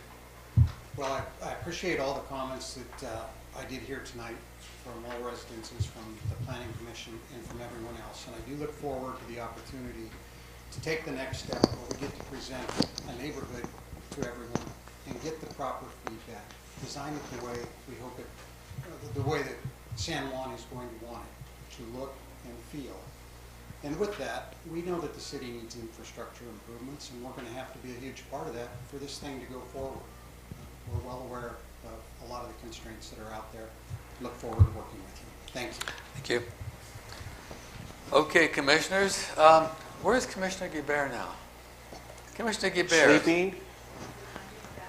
Do you live within 300 feet of the Lopez project? Yeah, she's going to have to recruit herself on that one. Okay. Would you like to come up and state that for the record? Or you can go as far as that. I live at 5 Donner Street, so I'm going to recuse myself from the next. And your name for the record? Vandicky Bear. Commissioner.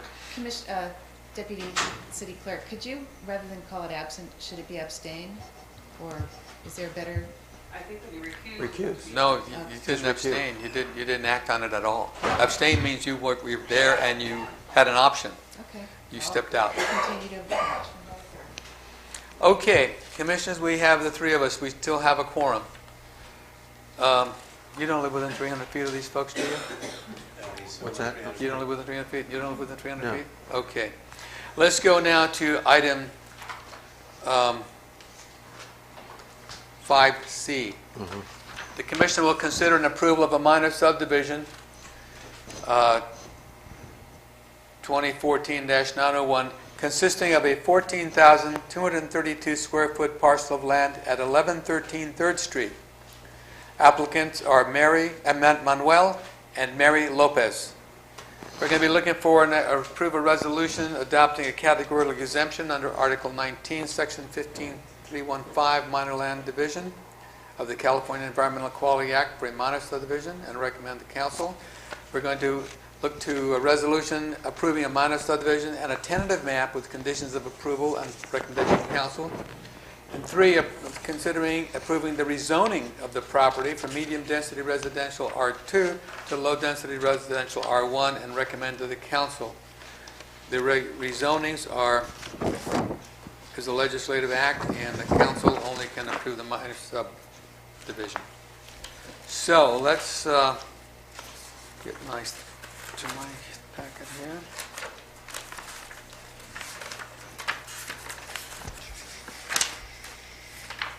Okay, staff, would you like to start off with staff report? The commission, just to kind of give you a recap, this parcel was brought to the Planning Commission back in 2009 and was approved as a minor subdivision. The applicant, Mr. Lopez, because of the economic recession that we went into, did not activate the tentative map. Tentative map was good for 2 years, and with a 1-year extension, that map expired in 2012, and so he came back to the city and says that he would like to reapply. He's paid the fees and reapplied to reactivate the subdivision, minor subdivision into the 2 lots. He has 2 lots there now. One's a 7,000 square foot, and the other is a 14,232 square foot. He's taken that 14,000 acre parcel and split it into half. This back half of it had the old daycare center, which he has received a building permit and then remodeled it. And so in the development of the tentative map, we said that he has to put a driveway easement from 3rd Street back to that thing so that he can build a garage, because each residential home has to have a garage, either attached or detached. And then he'll provide that. And then the front parcels on 3rd Street will be available to build single-family residential. The properties is zoned R2, medium-density residential, and he could put duplexes. Because the minimum parcel size for an R2 is 8,000 square foot. Because he split this into 7,000, 7,000, and 7,232 square foot, they're less than the 8,000. The recommendation is also to have it rezoned back to the land use that it can be built upon, which is R1. So tonight you'll be looking at the 3 resolutions. The first resolution looks at it and says, can you develop and approve this project under a categorical exemption, Article 9, Section 15315. That is, minor subdivisions exempt in the category exemption of the California Environmental Quality Act. Second resolution would be approving the tentative map with conditions and mitigation measures. And then the third resolution would be to approve a resolution recommending that he rezone the property from R2 to R3, and that's a recommendation to the City Council. Now, the first resolution the Planning Commission can approve, and then is approved. Second can be approved by the Planning Commission because that's a tentative map. The third resolution requires City Council action so that it's a recommendation to the City Council. Now, in the analysis of the findings and the stuff like that, we had 16 conditions that we put on the property.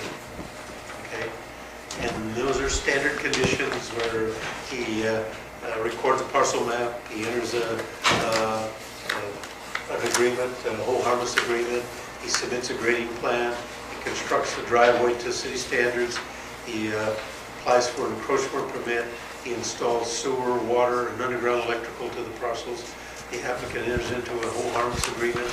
The applicant shall extend a 10-foot wide storm drain easement easterly 30 feet as shown on the final recorded parcel map. The applicant shall show a 5-foot wide sanitary sewer easement along parcel B. The applicant shall show a 5-foot sidewalk easement in an area along parcel and 7-foot wide storm drain easement. And on the final recorded map, the applicant will dedicate parcel 3 to the city of San Juan Bautista. The applicant shall contribute a fair share of the cost of the improvements of a roundabout intersection at 3rd and Donner. The applicant shall contribute a fair share for the cost of the widening of 3rd Street from the easterly boundary of parcel B to North Street. The applicant shall install a 2-foot high lattice extension on the existing fence approximately 30 feet located at the northwest corner of parcel A. That the applicant shall install a street light at the property line between parcels A and 1 conforming to the same standard of the adjoining Creek Bridge subdivision. And we put that is that those are the antique pedestal street lights. Okay. And 16, the applicant shall pay all planning and engineering development fees required by the city, including but not limited to CEQA category exemptions, street encroachment permit, parcel map plan checking, and 1-inch water meter and development improvement fees upon issuance of building permit. Okay, is the applicant here? The applicant could not make today's meeting there, and he would not be present. He was at a conflict in meeting in Soledad, from Soledad. Okay, the question comes up, would be dealing with his property in his absence. Would the continuance help him to be here to discuss the issues? He talked to me on the phone, and he said that he agrees with the conditions and whatever the planning commission decides is appropriate.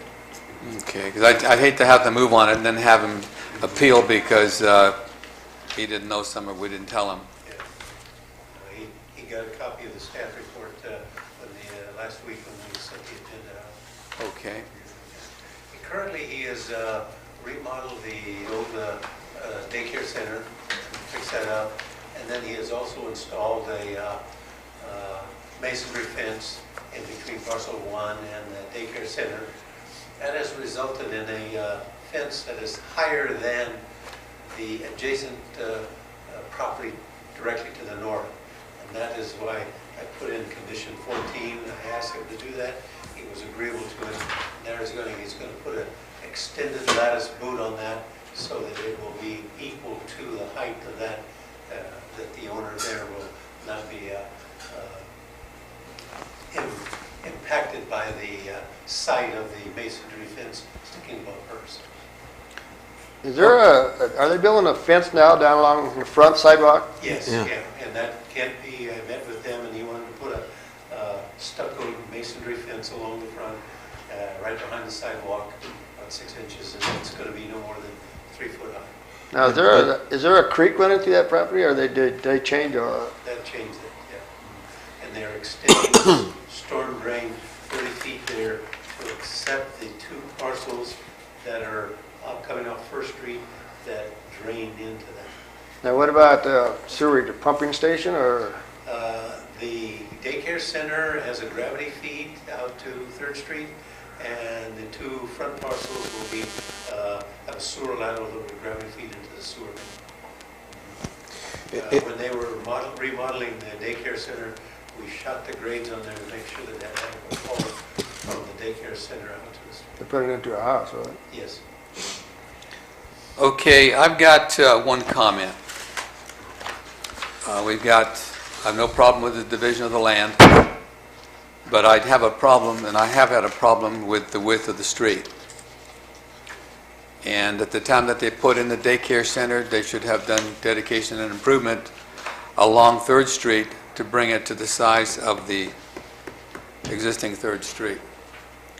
So I want to see a dedication and improvement to bring that street to standard.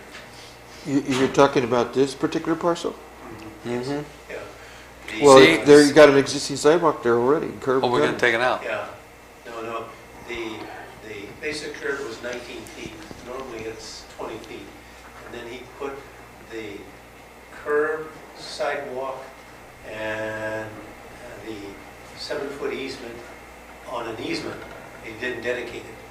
So what Commissioner Franco was saying is that we'll take that curb, sidewalk, and the 7-foot wide easement and dedicate that to the city, so it'll be public right away. Is it gonna, The only deficiency is normally from the center line to the face of curb, it's 20 feet. In this case, it was installed 19 feet.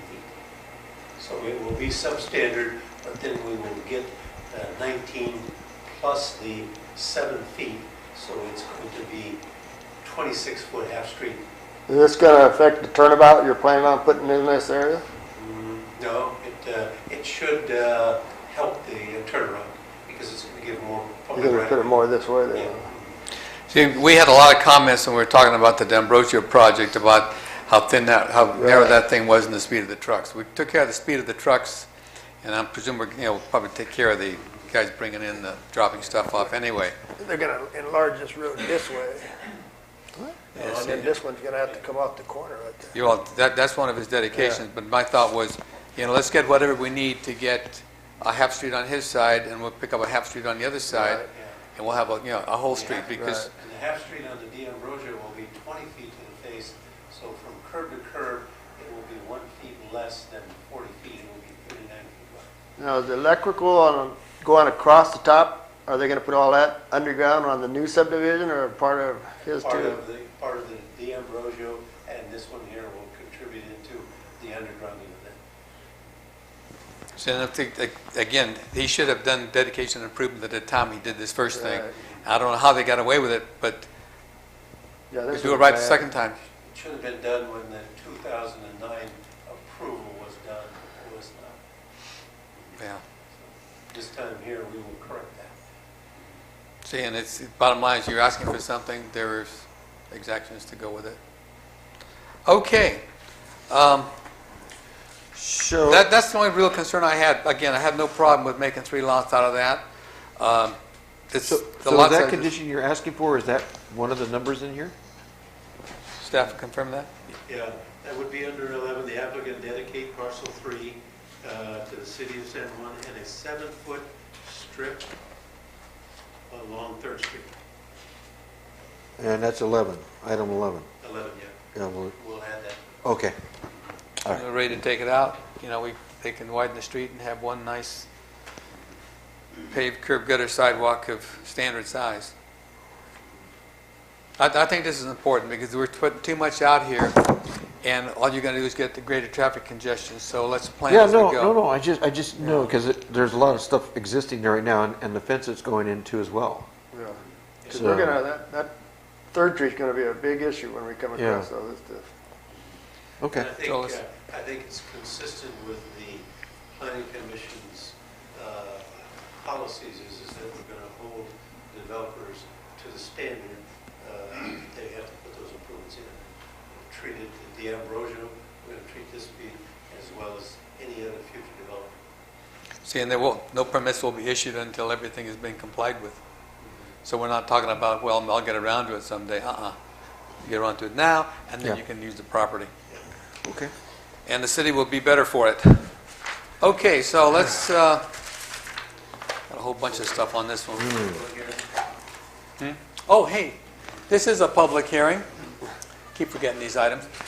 We've read the document, we've had the presentation, the applicant is not here because staff has commented. Are there any public comments? Anybody in the public want to comment for or against this proposal? I see 2 folks. Did you sign up? Yes. I didn't think we'd have controversial here. I'm Marty Barton. I'm at 1 Donner Street, Marty Barton? Okay. and my house is right next to all his building. Couple things.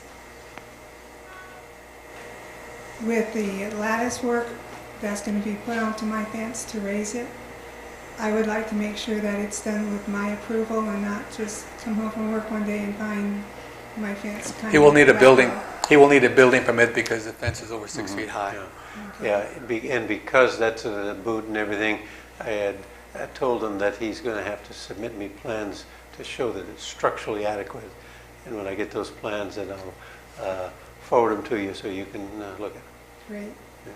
The other thing is the little short fence that's going down the whole sidewalk is 4 feet. The pedestals are 4 foot and the rails are 3 foot. Yeah, with the end cap on it. Yes, yeah. So it's, when you said 3 feet, I thought that's what it should be, but. And the property that's not built on right now is awfully small, and I'm trying to figure out where a garage could go. Well, one has to It's go. small. One has to go, so he will have to work down I that. mean, it's a small property, and the garage, or the driveway, there's one driveway for the two properties, and I don't know what that means, what that's going to look like, if they're going to have to share it or redo it or something. Well, he's got an easement over, well, see, they're all 7,000-foot parcels. And that's his zoning requirement. So there's enough room to do something. I think I met with him on the garage on the old daycare center. He's going to tear the play field and play bars out, and then he's going to put a two-car garage in there. It's going to be a detached garage. The parcel in the front on 3rd Street, that will be a detached garage, and that will come off of the east side of the property. He's asking for a lot. And the parcel A, which is right next to you, right in front of you, that garage there will come off of adjacent to the driveway that goes back to the daycare center. Okay. The side, I'm trying to get this right. With the fence on the sidewalk that goes right to my property line. So I've got the fence, and it's like, okay, but then from my fence to his fence, is there going to be anything? And right now, it's just nothing. Is there going to be something put in there or something that's going to surprise me? He cannot close that because that's a sanitary sewer and storm drain easement, and that has to be accessible for maintenance. So he'll probably put I talked to him about it, some type of a gate, because it has to be accessible for the maintenance crews to get in there in case there is a sewage blockage or storm drain blockage. Where's that on the corner? Yeah, it comes along her property line and it goes out to and misses that big gum tree and then goes into the storm and sewer line. Oh, yeah. So because that would be You got this, man? on my, well, adjacent to my property. Adjacent, yes. Is there any way I can have any input? Because I'm Creek Ridge, I want my house to stay Creek Ridge, I don't want something massive. Yeah, I will let him know, and then we'll maybe set up a meeting, and you can have that input. That's what I was going to recommend. That whenever development goes in there, we have a meeting.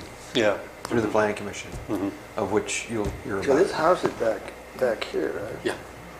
He wants this lot and this lot. Right. Okay. Yeah, as a neighbor, you have no power to stop him from developing. Well, I know that. So, but I think it sounds like he's being a good I've had 11 neighbor. years with no development, and I'm getting 2 houses in back of me now, so. But that's okay, because that's allowed by law. Right. But it sounds like he's being a good neighbor working with you, so that's a He's plus. not. I've had no contact with him. Isn't he no. putting up the lattice work? That Marty's, was because of Roger. Marty's coordination has been through us, and when she comes and tells me her concerns, I relay that to her, and he's been very cooperative and agreeable on all of the requests. Oh, I would love to meet him. Yeah. Next meeting, he should know it. Well, he may not. You'll see him at the council meeting, if this thing goes through. All right, thank you. Sound good? Okay. My concerns were met by staff. More. Oh, more. Oh, hey, sorry, folks. I have Carl Bonk, who's next. Oh, Ms. Long, come in. It's getting late, getting tired. Carvonk, 609 3rd Street. I would like you to add as a condition of approval that this should go before the Planning Commission for design review at a full public hearing, and then the neighbor can be informed, and we can all talk about what the house is going to look like and how high the lattice is going to be and all of that. And I'm also asking that the project conform to the city design guidelines, which requires that there be a planting or parking strip between the sidewalk and the street planted with trees, which is what we have done in Creek Bridge, Mission Gardens, and I'm very concerned about the Ambrosia project, because that 3rd Street needs to have that planting strip and the trees along it as well. That's part of our design guidelines. So those are my comments. And actually, I think you've got approving the tentative map. Can you approve that before the city council approves the rezoning and the CEQA exemption? We're sending the whole package to them. Okay. Just like we're doing 1, 2, 3, they'll do 1, 2, 3. Okay, so they're going to approve the Yeah, see, the tentative map. rezoning is a legislative act, so that way I they can do understand it. that. That's why I'm asking about the tentative map, because but that's see- Planning Commission. Yeah, we're just recommending a package. The condition is that it will not be rezoned until the applicant records a parcel map. A tentative map is tentative. Right. And if he doesn't exercise it like he did before, Right. then nothing has happened. Right. So if he doesn't record it, then he doesn't have to comply with rezoning. I It will then understand be R2. But if he records a map, then it automatically kicks off, he has to rezone it. Like a condition of approval. Yeah. Right.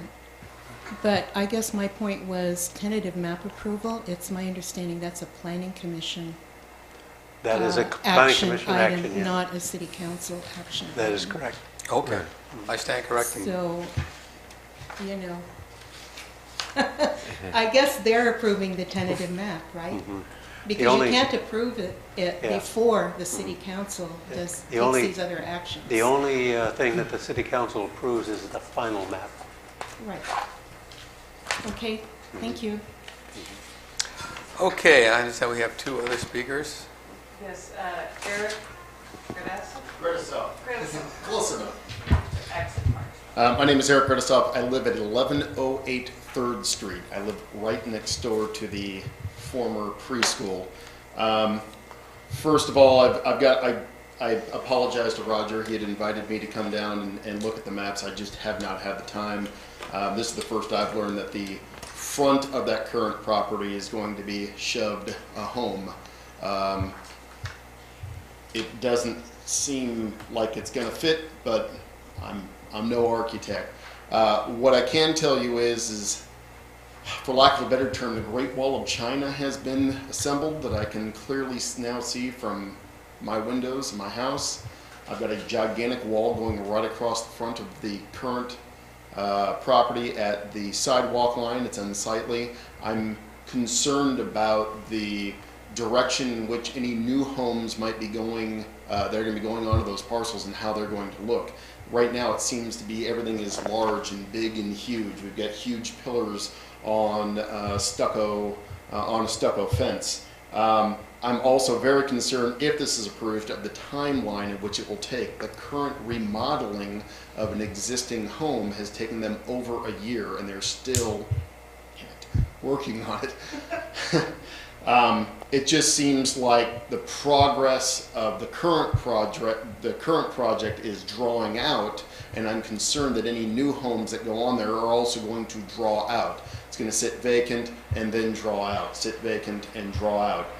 We've also had problems with the existing ex-preschool site where construction has happened at 6:45 in the morning. I've had them as early as 7:30 on Saturdays, and they've seen me in my PJs going over to please turn their saws off for another hour or so I can sleep.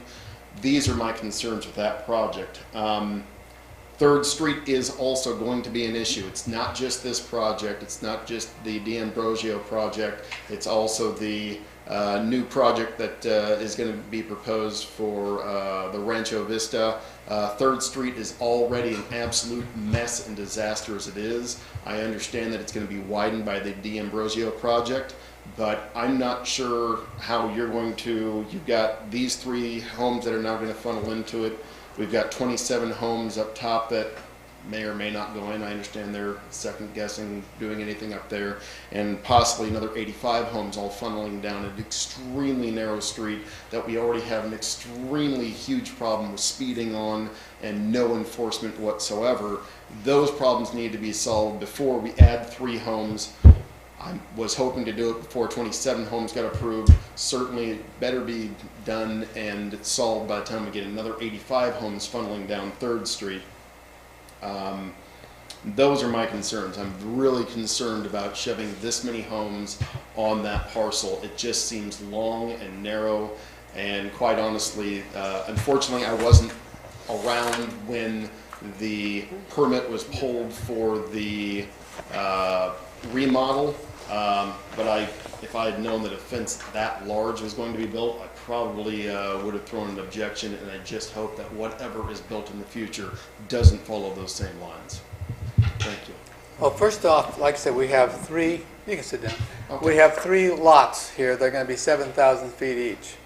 And right now, they're 8,000 minimum, but the rezoning will bring it down to 7,000 feet. So that's a building site.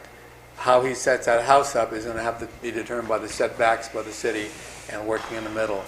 You have height restrictions, you have setback restrictions, and garage restrictions. So however they do it, they're going to have to make all that fit on 7,000 feet. This is, most of your cities' standards are 6. And where I came from, there was 4,000 foot lots. And so people were able to build houses on them.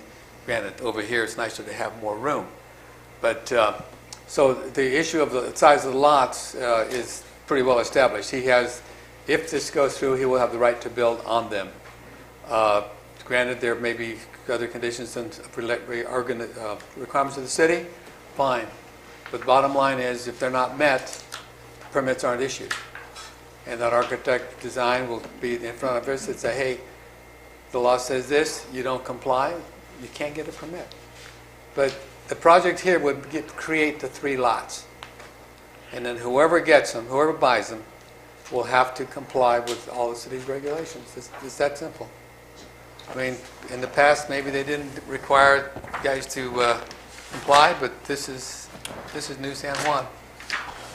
I guess my quick question is he looking to just subdivide and sell those properties? I have no idea. I just know that if he has an application for 3 lots, he meets the zoning requirements for it with the rezoning. He meets the creation through the minor subdivision, and he meets the environmental because it is exempt from CEQA, California Environmental Quality Act. I got to ask Roger, is that schoolhouse in the back lot? Yes. Or in the front lot? The back lot. Mm-hmm. Yeah. Is this going to create a problem for the fire department? Well, with the driveway access, the back lot was built for the daycare center. It is not sprinkled, but the front ones will be sprinkled with a new there. And it was remodeled. It wasn't expanded or anything. It was remodeled inside the walls. So the lot in the front is going to have a right-of-way through the back lot for a driveway?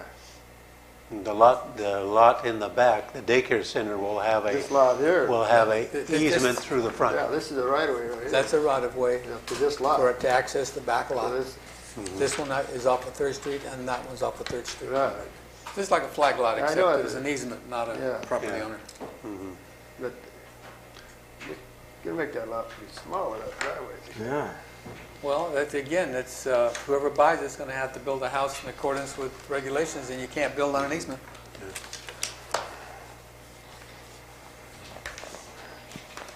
You've seen small houses.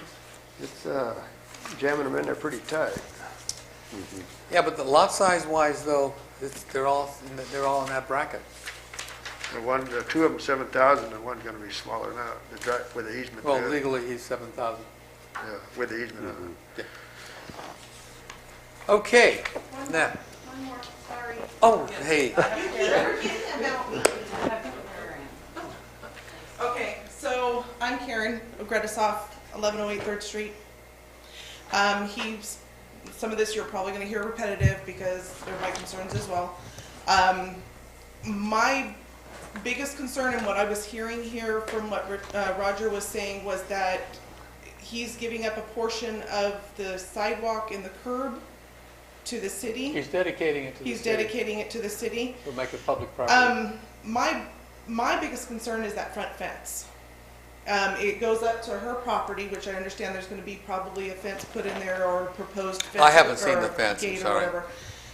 Please take a look at it. It makes me feel when I'm driving that way to work that that's a compound. It's very enclosed. It's very like segregated from San Juan. That's how I feel. The portion that's by my property on 1108, the portion on his property, of course, but it's by mine.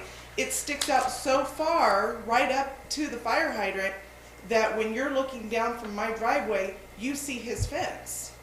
There's no flow going down that street. And my question on that fence is, was there a permit and regulations as to where he could put that? Because there is, if that's part of the city, he's got his fence now on the city. It isn't part of the No, city. that's not that part. It's just a Behind- little corner. It's behind the sidewalk, it's in his Okay. private property. Well, and then again, as her concerned, there's a hole between his fence and my fence and my property. There is a drainage, but it's in front of my my picket fence. So what's gonna, I mean, is that gonna get closed off? The or- problem there is your curb and gutter and sidewalk was not installed to the city Properly. standard. Okay, It should have been put back at an additional 10 feet. okay. And previous administrations allowed that to take place, and that's why that section is narrow. The even if you The D'Ambrosios now have to correct that. And if you expand us back 10 feet, just hypothetically, I mean, Mhm. they obviously built it wrong, but if you were to go back 10 feet into my yard, his fence now is standing out 10 plus feet from it, and there's no smooth And he'll have flow. he'll have to, when that's widened, they'll have to correct that also. Okay, thank you. I would say we put this on hold until we all go down and really look at this parcel and see how it's going to be worked on. Is that your motion? I recommend that we do that. I second it. I just, the whole fence thing just bothers me. Well, the way I thought that... You know, it just doesn't go along with Creek Right. Bridge or anything, and it... But are there You know, it's regulations? kind of, it doesn't go with the other apartment buildings, and it's kind What of... are the they're doing is regulations shoving on this house fences? way in the Yeah. back, and then they got a house in front of it, and they got another house over here. Yeah. Now, I can see if he wants to split one lot and make it Yeah. work and make it nice, but the way it is now, it's not going to be that way. And I think the fire department would be concerned about this, shoving this house way in the back. Well, we can get a reading on that, but let's just say we have a motion for continuance, it sounds like. I make that motion, we I'll second continue to it. the next meeting.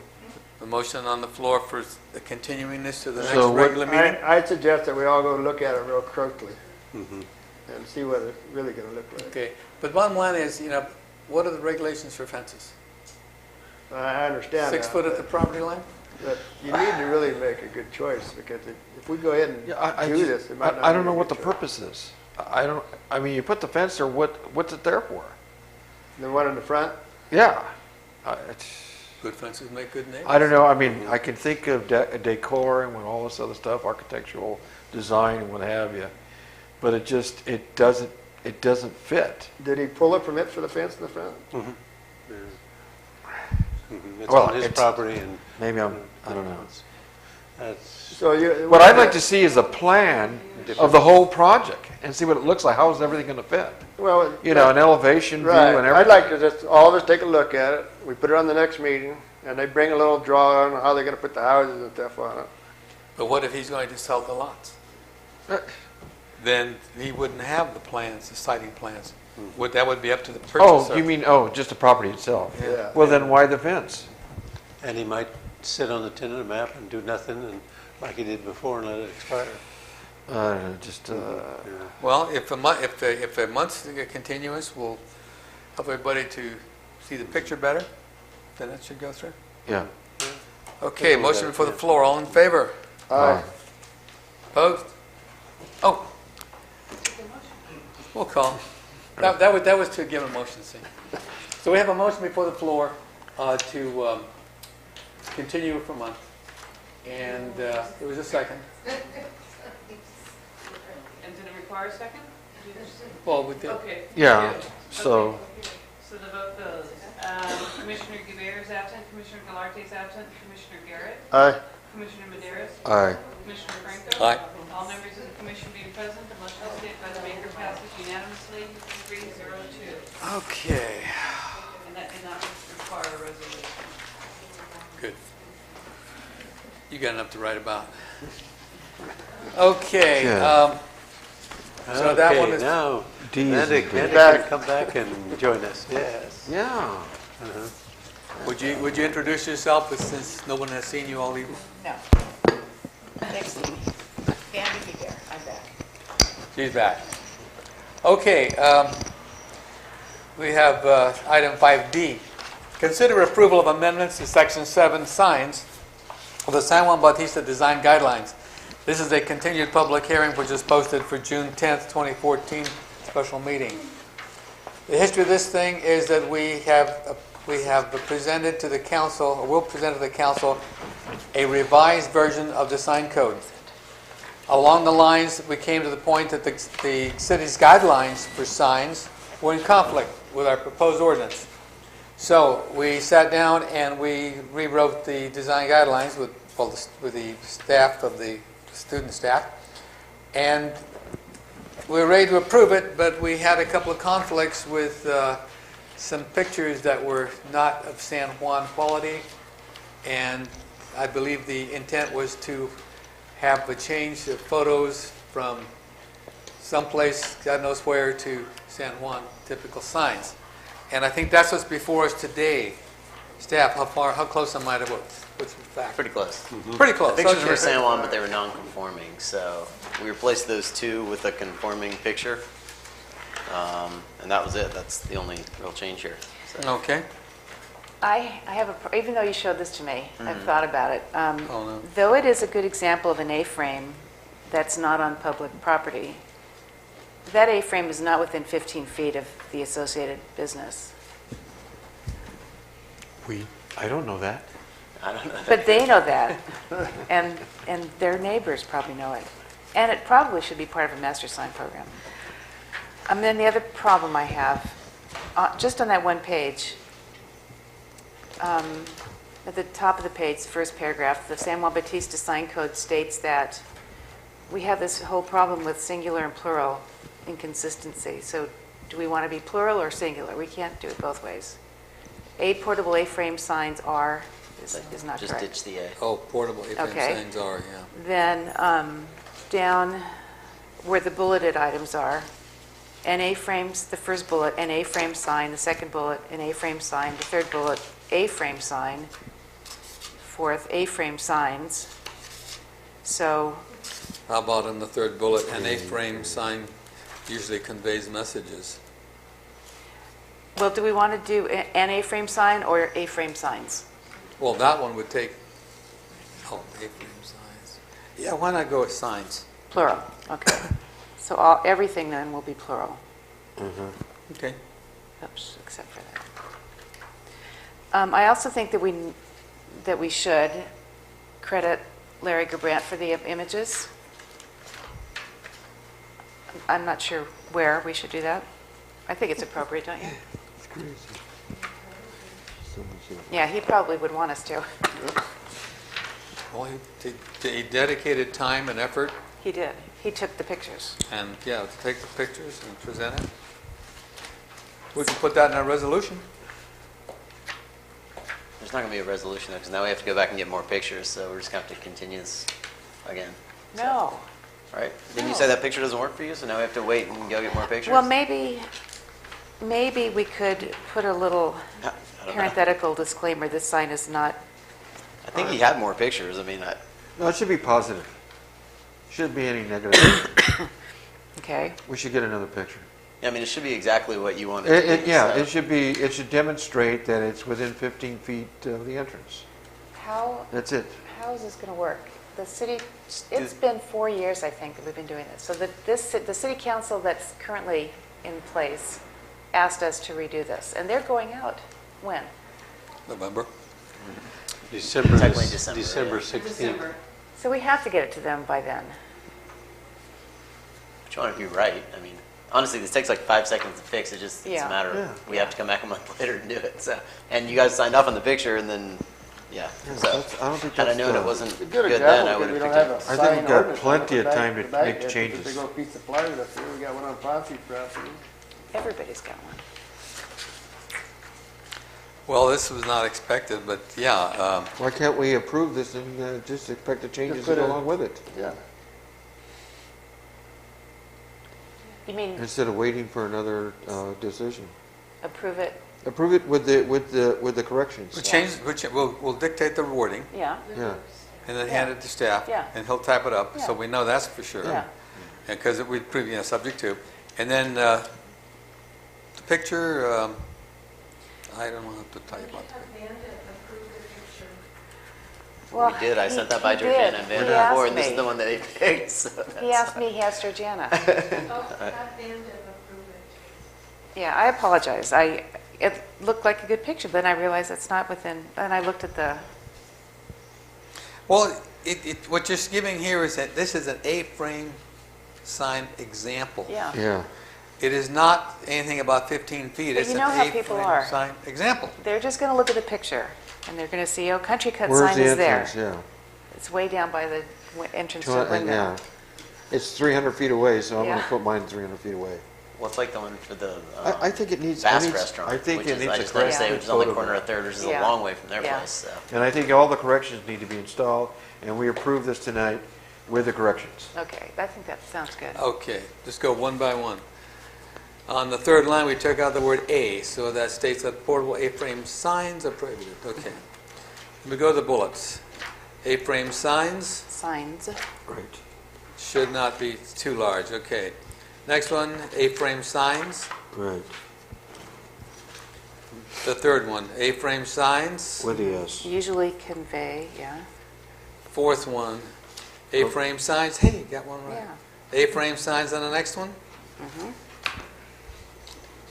One, do you want to put one A-frame sign per storefront is allowed? Yeah. One.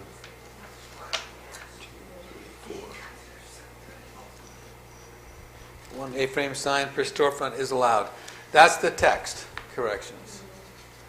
Yes. Is there agreement on and that? credit Larry Grimmer. And credit Larry, yeah. If If we you took choose. another picture of his. Yeah. Which I think he had more And then examples. again, that what about the last bullet? One A-frame sign Oh, you already got that per change in there? storefront Okay, is one allowed. A-frame We'll put sign? that in, yeah. You got to put in an A-frame, right? Yeah. Yeah. Okay, now for Okay.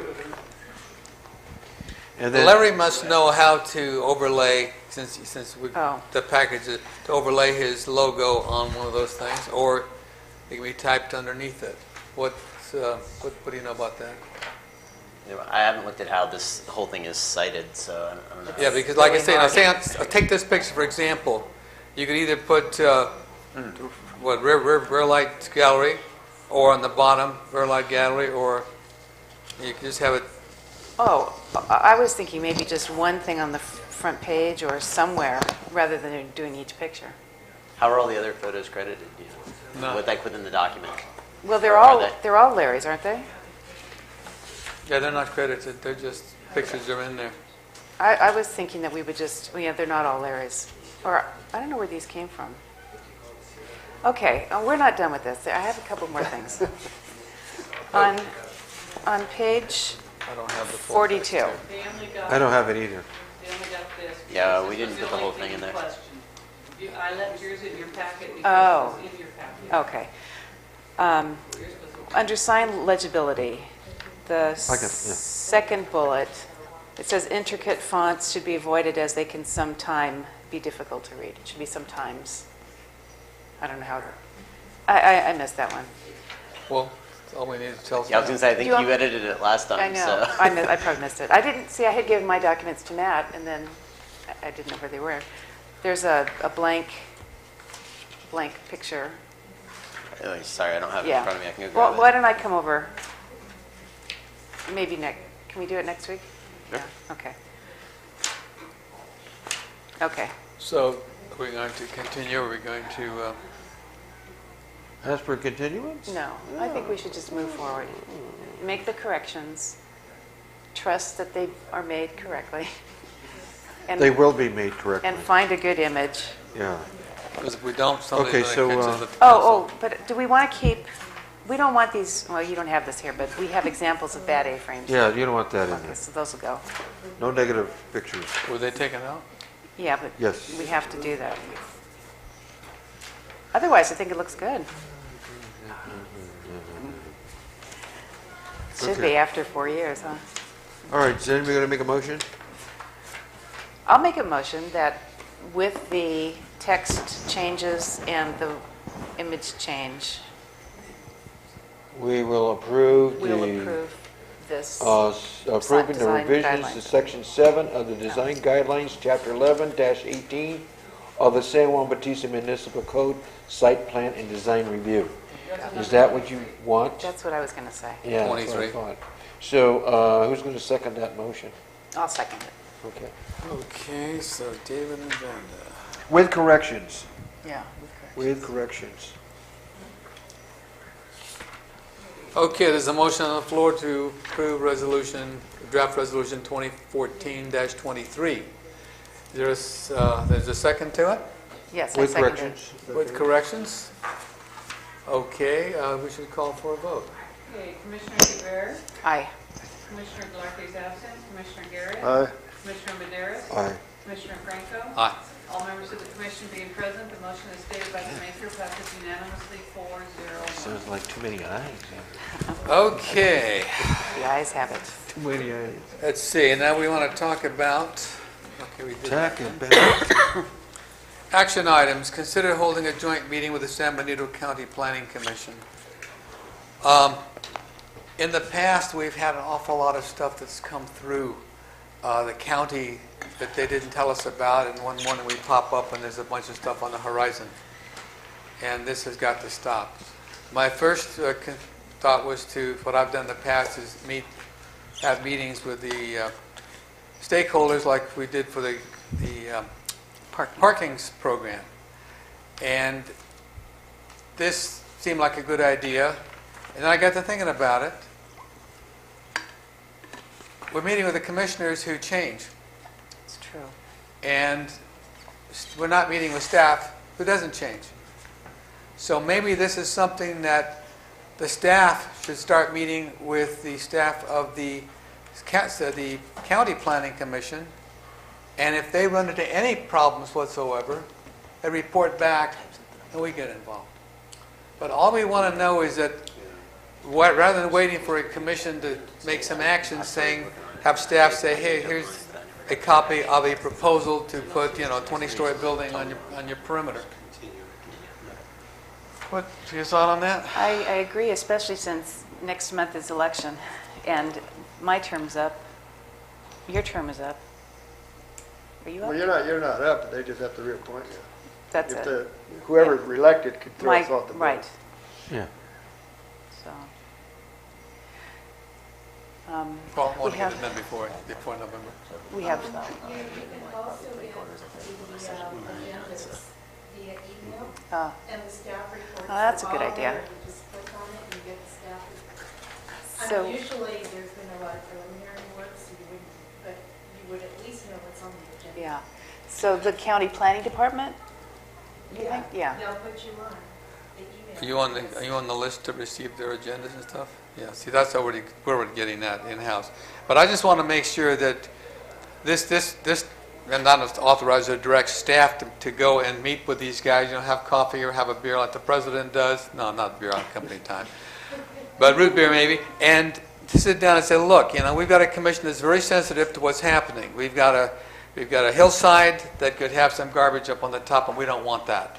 We were talking about a half-acre building on one of the ridges there. That we need to keep track of what happens out there. And if somebody wants to come next to the fish factory out there, we want to know that before it's up for approval and we have to run over there and start yelling and screaming. So I think it's a courtesy if something's on the perimeter, we could send them something, but the key thing is when something's on the perimeter on their side, it's got to come to staff so the staff can determine, hey, commissioners do this, or staff knows the policy and says, here's the commission's policy on that proposal. That's kind of what I was thinking about. Roger, I think you've had more communication with the county than in previous administrations. Yeah. Byron Turner and Mike Kelly, they touch base with us on a regular basis. Okay. I'm going to get on that email distribution list. Don't know why I didn't think of it already. Gotta scare you. Yeah. We're reading all night and day. So the action is not to do anything at this time? It's a discussion item. Yeah, just to have staff, remind staff or direct staff or encourage staff to have the solid meetings. It could be part, I think it could be part of the discussion item. I mean, it could be part of the agenda that we should ask the question. Well, why not just do it by consensus? This isn't a major act. This is consensus. Do we agree that staff should be talking to their staff, or not? You know, yes. Nobody opposes it. It's Yeah. called consensus. Okay. Yeah, okay. I don't think it needs a legislative act of a resolution and stuff. Just, No. And we do it automatically anyway. Okay. But see, this way he knows now, or he's able to tell them, hey, my commission's watching me and they're watching you. Send everything to us. Okay. And you, like I said, whatever areas you feel, give a map, whatever, everything south of this side of the ridge, Did you want to add something, Cara? But then maybe like under discussion items, the city manager can report. Ah, Yeah. yeah, What's going Or we on. can ask. yeah. So, how's that go? Yeah. I think we have Consensus consensus to on support that. staff on this? Mhm. Okay. Yeah. Staff, we have a consensus to support you to go and talk to these folks and tell them the big brothers and sisters are watching. Because I just don't want to see anything come through on the horizon. One day I'm sitting there looking up the hill, next day I've got a tower up there. Or have a building down that was there. Yeah. Or a fence. Don't they have laws about cutting fences in cattle country or something? And what we find sometimes is that when I call and let them know, just as why are they doing this and this, they don't even know. Oh. Because there's lack of their enforcement. And so we keep a better eye on the area around our city than they do. So it works both ways. Yeah, mutual benefit. And they always thank us for letting us know what's going on. Yeah. Cool. Yeah, I want to keep that on a friendly basis, but just that they know that this commission wants to be kept abreast of what's happening on the outside. I think we're good neighbors. Mm-hmm. Like when they were drilling that well right behind Laney's house there, does the county notify you that they're going to put a well in there? Yeah. Oh, they did notify you? Yeah. Because that's where you wanted to put that right away for a road, So right? it's the county, the water district. 'Cause Now the they've moved it district- up the hill. The water district issues the permits. Yeah. They let us know. They're moving it up the hill? Well, they moved it around the corner now. Around the corner and between the trees and about halfway there. They drilled right behind where we were going to put our plan line and they hit that with sandstone. They didn't get very deep there because it hit hard sand down. Hard rock, yeah. That's And not then they went around. So they're on their third well now. Okay. Discussion items. Parking committee update. The map just went out and is going to zero out the staff report that we had. We had the second meeting that was attended by the stakeholders of the thing there. Again, it was very productive because for the first time I see a very following of the mission to utilize the parking lot there. Yeah, there's buses there today. Where? At the parking, at the, where they had the bonfire. What they Oh, said okay. is that the buses can use that parking lot as long as the buses have some function with The mission, yeah. And most of the buses that come here drop the kids off to look at the mission as well as the state park, so it works good. Yeah. Thanks, sir. Thank you. Now, the only disadvantage that we have is that school buses are generally higher than road clearance on their chassis, but the motor coaches and some of the schools will rent and have the motor coaches, and they're much lower, and they're having a hard time getting into that ramp. So we're going to take a look at it and shoot some grades and see if some work can be done to lessen the steepness of the approach so that the motor coaches could go in. Well, can't they go up by the community center and go in that way? That's what I proposed, but the diocese doesn't want us to go into the catatorias. Oh, really? Hey, we got this much. Yeah. But I mean, but the thing was, you know, I think for future commissions, That's a you know, if you major, don't major ask, step. you don't get involved, nothing happens. I think it's like Dave said, it's a major step in their approach. Yeah. 'Cause, we had asked for 2 or 3 years now, and they said absolutely not. Wow.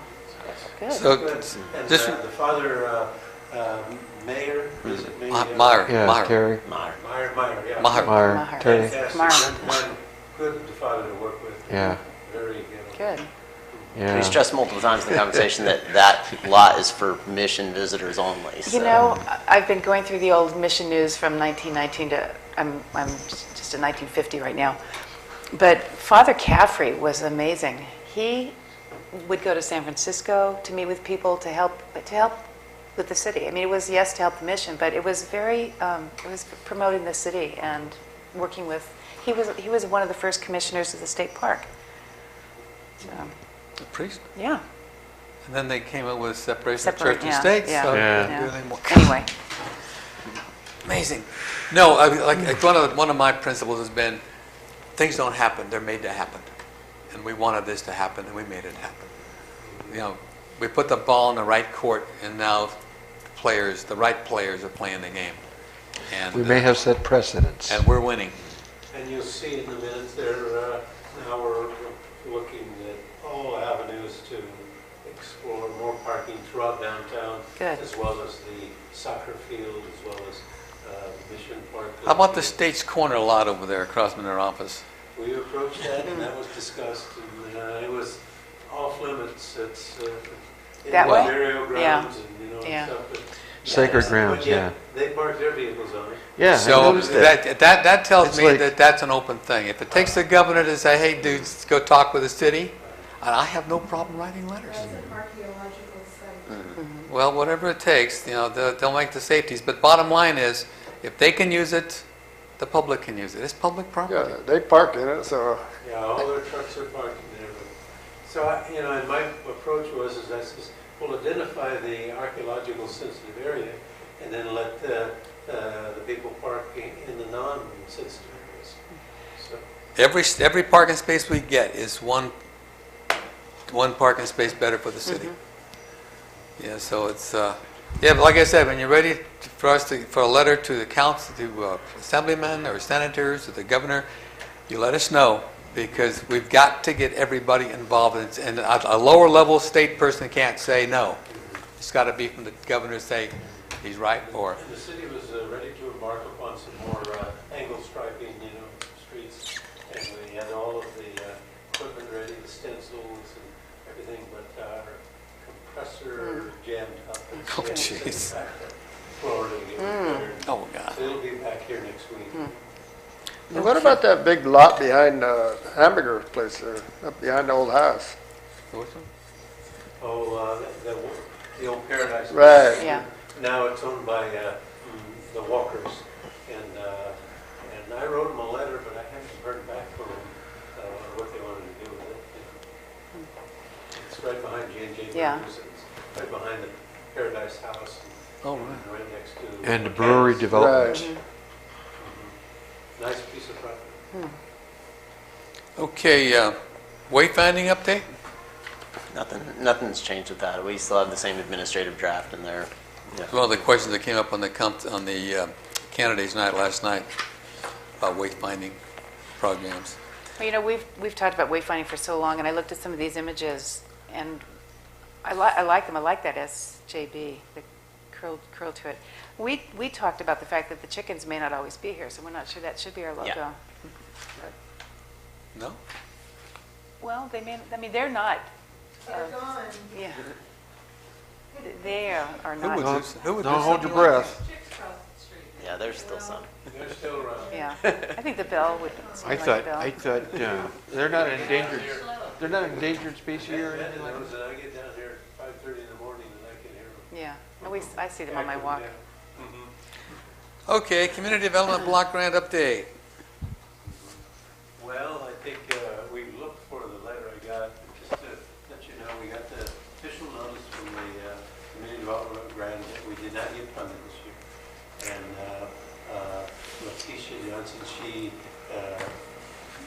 expressed remorse, but she also was very proactive to say that she wanted to have an exit interview with us and go over and show us how we can get more points and the next year's funding. In January will be the announcement of the 215 funding, and then they'll take applications and they'll be due in June of 215. So I think we're on board to meet with her and refine and hone our grantsmanship to where we can get more points. Okay. Yeah, Matt, I just talked to Matt today, and he emailed her a couple days ago and then just called her today, and she hasn't gotten back to him. So, but I wanted, because Matt was the one that worked on it with Roger, I wanted them to talk to her, and I'd like to sit in just so I can sort of bridge that gap. But I want Matt to be involved if possible while he's back visiting, just Oh, is because he? he was the Oh. one that helped really craft that Yeah. whole thing, and I have barely, scratched the surface of it. So. Okay. And as far as the last item, sorry, just to throw it out there, the wayfinding report, I put together a branding report, but that was mainly at Georgiana's request, so we should probably wait until she gets back Okay. to talk about that. So. Good point. Okay, future agenda items. Anything you want to talk about? Or? I won't think of it till later. Yeah, what's happening at our gas station? The appeal hearing is scheduled for October the 21st, and we're meeting with the attorneys Thursday, and to go over and refine the final findings and the arguments and stuff. They've submitted to us a 22-page comments, together with 66. the 41-page previous comments. So we got a total of about 65 pages to go through. They get paid by the word, Mhm. obviously. And, so we're redoing a lot of the graphics and the presentations to show what it's going to look like, and the cross sections and how the lighting is going to be taking place and stuff like that. So it's going to be a good presentation to show that it's not going to have the impacts across the street that everybody predicts on lighting. It's very well done. And then the one other one is brewery. What's the parking lot? They moved the tractor in. They were supposed to start Monday morning here, and they didn't show up. And I called this morning. I says, "Where are you? Where are you?" So they're supposed to have the equipment in here and start to do the excavation. And they're still supposed to bring back to us the planning and lighting? Landscaping? Landscaping and lighting Yeah. is what I got coming back to you right now. And then I told them to hold off on the painting. You guys approve the painting. I says, I don't want you to paint it until you After do all the landscape. grading and all the dust. And Right. Can I ask a quick question? On landscaping includes hardscape, so I'm wondering what you mentioned that they're going to be grading or staking or something like that. Isn't that something that needs to come before the planning commission? The whole layout of the area? No, they've approved the site plan, of where the pavement is and the curb and the sidewalks, and they're gonna stake that and grade that and get that ready. Then, after they grade that from the sidewalks down and the bioswales and all of the open space, that's the landscaping, and then we'll be bringing that back. They gave us a plan, and then we rejected it. And you're working on the drainage and all that stuff yourself, right? Drainage and the underground electrical, for the lighting and all of that stuff. All the hardcore infrastructures to, because the lights have to be in the back of the parking lot there. And then the second two-story building. That's later, right? We've got to get utilities back to there, both sewer, water, and the Fire sprinkler. sprinkler system. I just thought of something when you mentioned the coaches in the parking lot. Driving into the library parking lot, if you stay to the left side, there's like a curb. And if you take your car in there, you'll notice it. Don't take a city truck. Yeah, it needs something. Okay, I've got a future agenda item. I see an awful lot of activity at the San Juan Inn. And my understanding, it isn't all proper. So I'd like staff to come up with a copy of the use permit, which originally gave them the right to build the San Juan Inn. We go over it one by one, and any condition that is in violation, we will have them comply, plus get permits for everything that's on there that they're doing that is different from what's on that plan. And if they give staff any trouble, I propose I would agendize a revocation hearing of the use permit, which would effectively close the place for violation of zoning. And this is not a reprisal. This is just strictly that you talked to Mr. Harvey over at Harvey's Lockers. We went through his use permit, and he started to comply. And if we don't do this consistently with other violations that we find, that amounts to a special privilege. Yes. And I don't want this commission giving special privileges. So Yes. everybody gets treated equally. You got a use permit, you will comply. That's what the city was all about. So that's a good agenda item. That's very good. I'm glad you brought that up. And to let you know, we sent him a letter about a month and a half ago showing him that what he's done is in violation of the use permit. To serve food out into the patio area, it's got to go through a conditional use permit. And so he submitted the application last week. We looked at it, it was substandard. I just fired off a letter to him the other day and said that the application's incomplete, and I suggested that he come in and sit down with us and go over it with Matt and I to let him know what's wrong with the thing so he can resubmit it. Eventually, when we accept the application, it's complete, then we'll schedule it and it'll be in front of you as a conditional use permit and a site review. And Great. he's and also what amounts to How then. come that project never come to the planning commission? Well, originally it started is that he just wanted to remodel the interior, take some of the tile off around the thing and change the painting and stuff like that. And then he just did whatever he wanted to after that. Yeah, and then he came back and he says, I want to re-roof it, and stuff like that. And where he took the same tile, but he put it back with concrete and everything. And then he came and then he says, well, I want to tear the pool out. And then he stuccoed it? Yeah, right. So he's kind of piecemealed it, and so then we just put our foot down. There's no more permits. We want one Plan. comprehensive Plan, permit. yeah. And so we can, Good. Has he approached Good. you about a sign? yes, that was part of the permit application he gave that we are rejecting, and he's going to come back. It was totally inadequate. Okay. Thank you. So we're working on it, and I will let him know that the commission is Watching closely. The thing is, this won't really be a new application. It's going to be an amended use permit. Because there's one already there, which has been messed up. So straighten that thing out. So basically it's amended because the use is already there. Because he tore a lot of stuff down. Yeah. So again, conditions. It's going to be conditioned to clean up the mess, make it straight, and have us a good quality development out there. Okay, that was my last thing. Comments from commissioners? Nothing for me. Nothing? I'm through. He's had it. Okay. City manager? Assistant city planner? Nope. Are you sure? Call for a motion to adjourn. I make a motion that we adjourn this meeting until further notice. I'll third. Okay, all in favor? Aye. Aye. 9:48.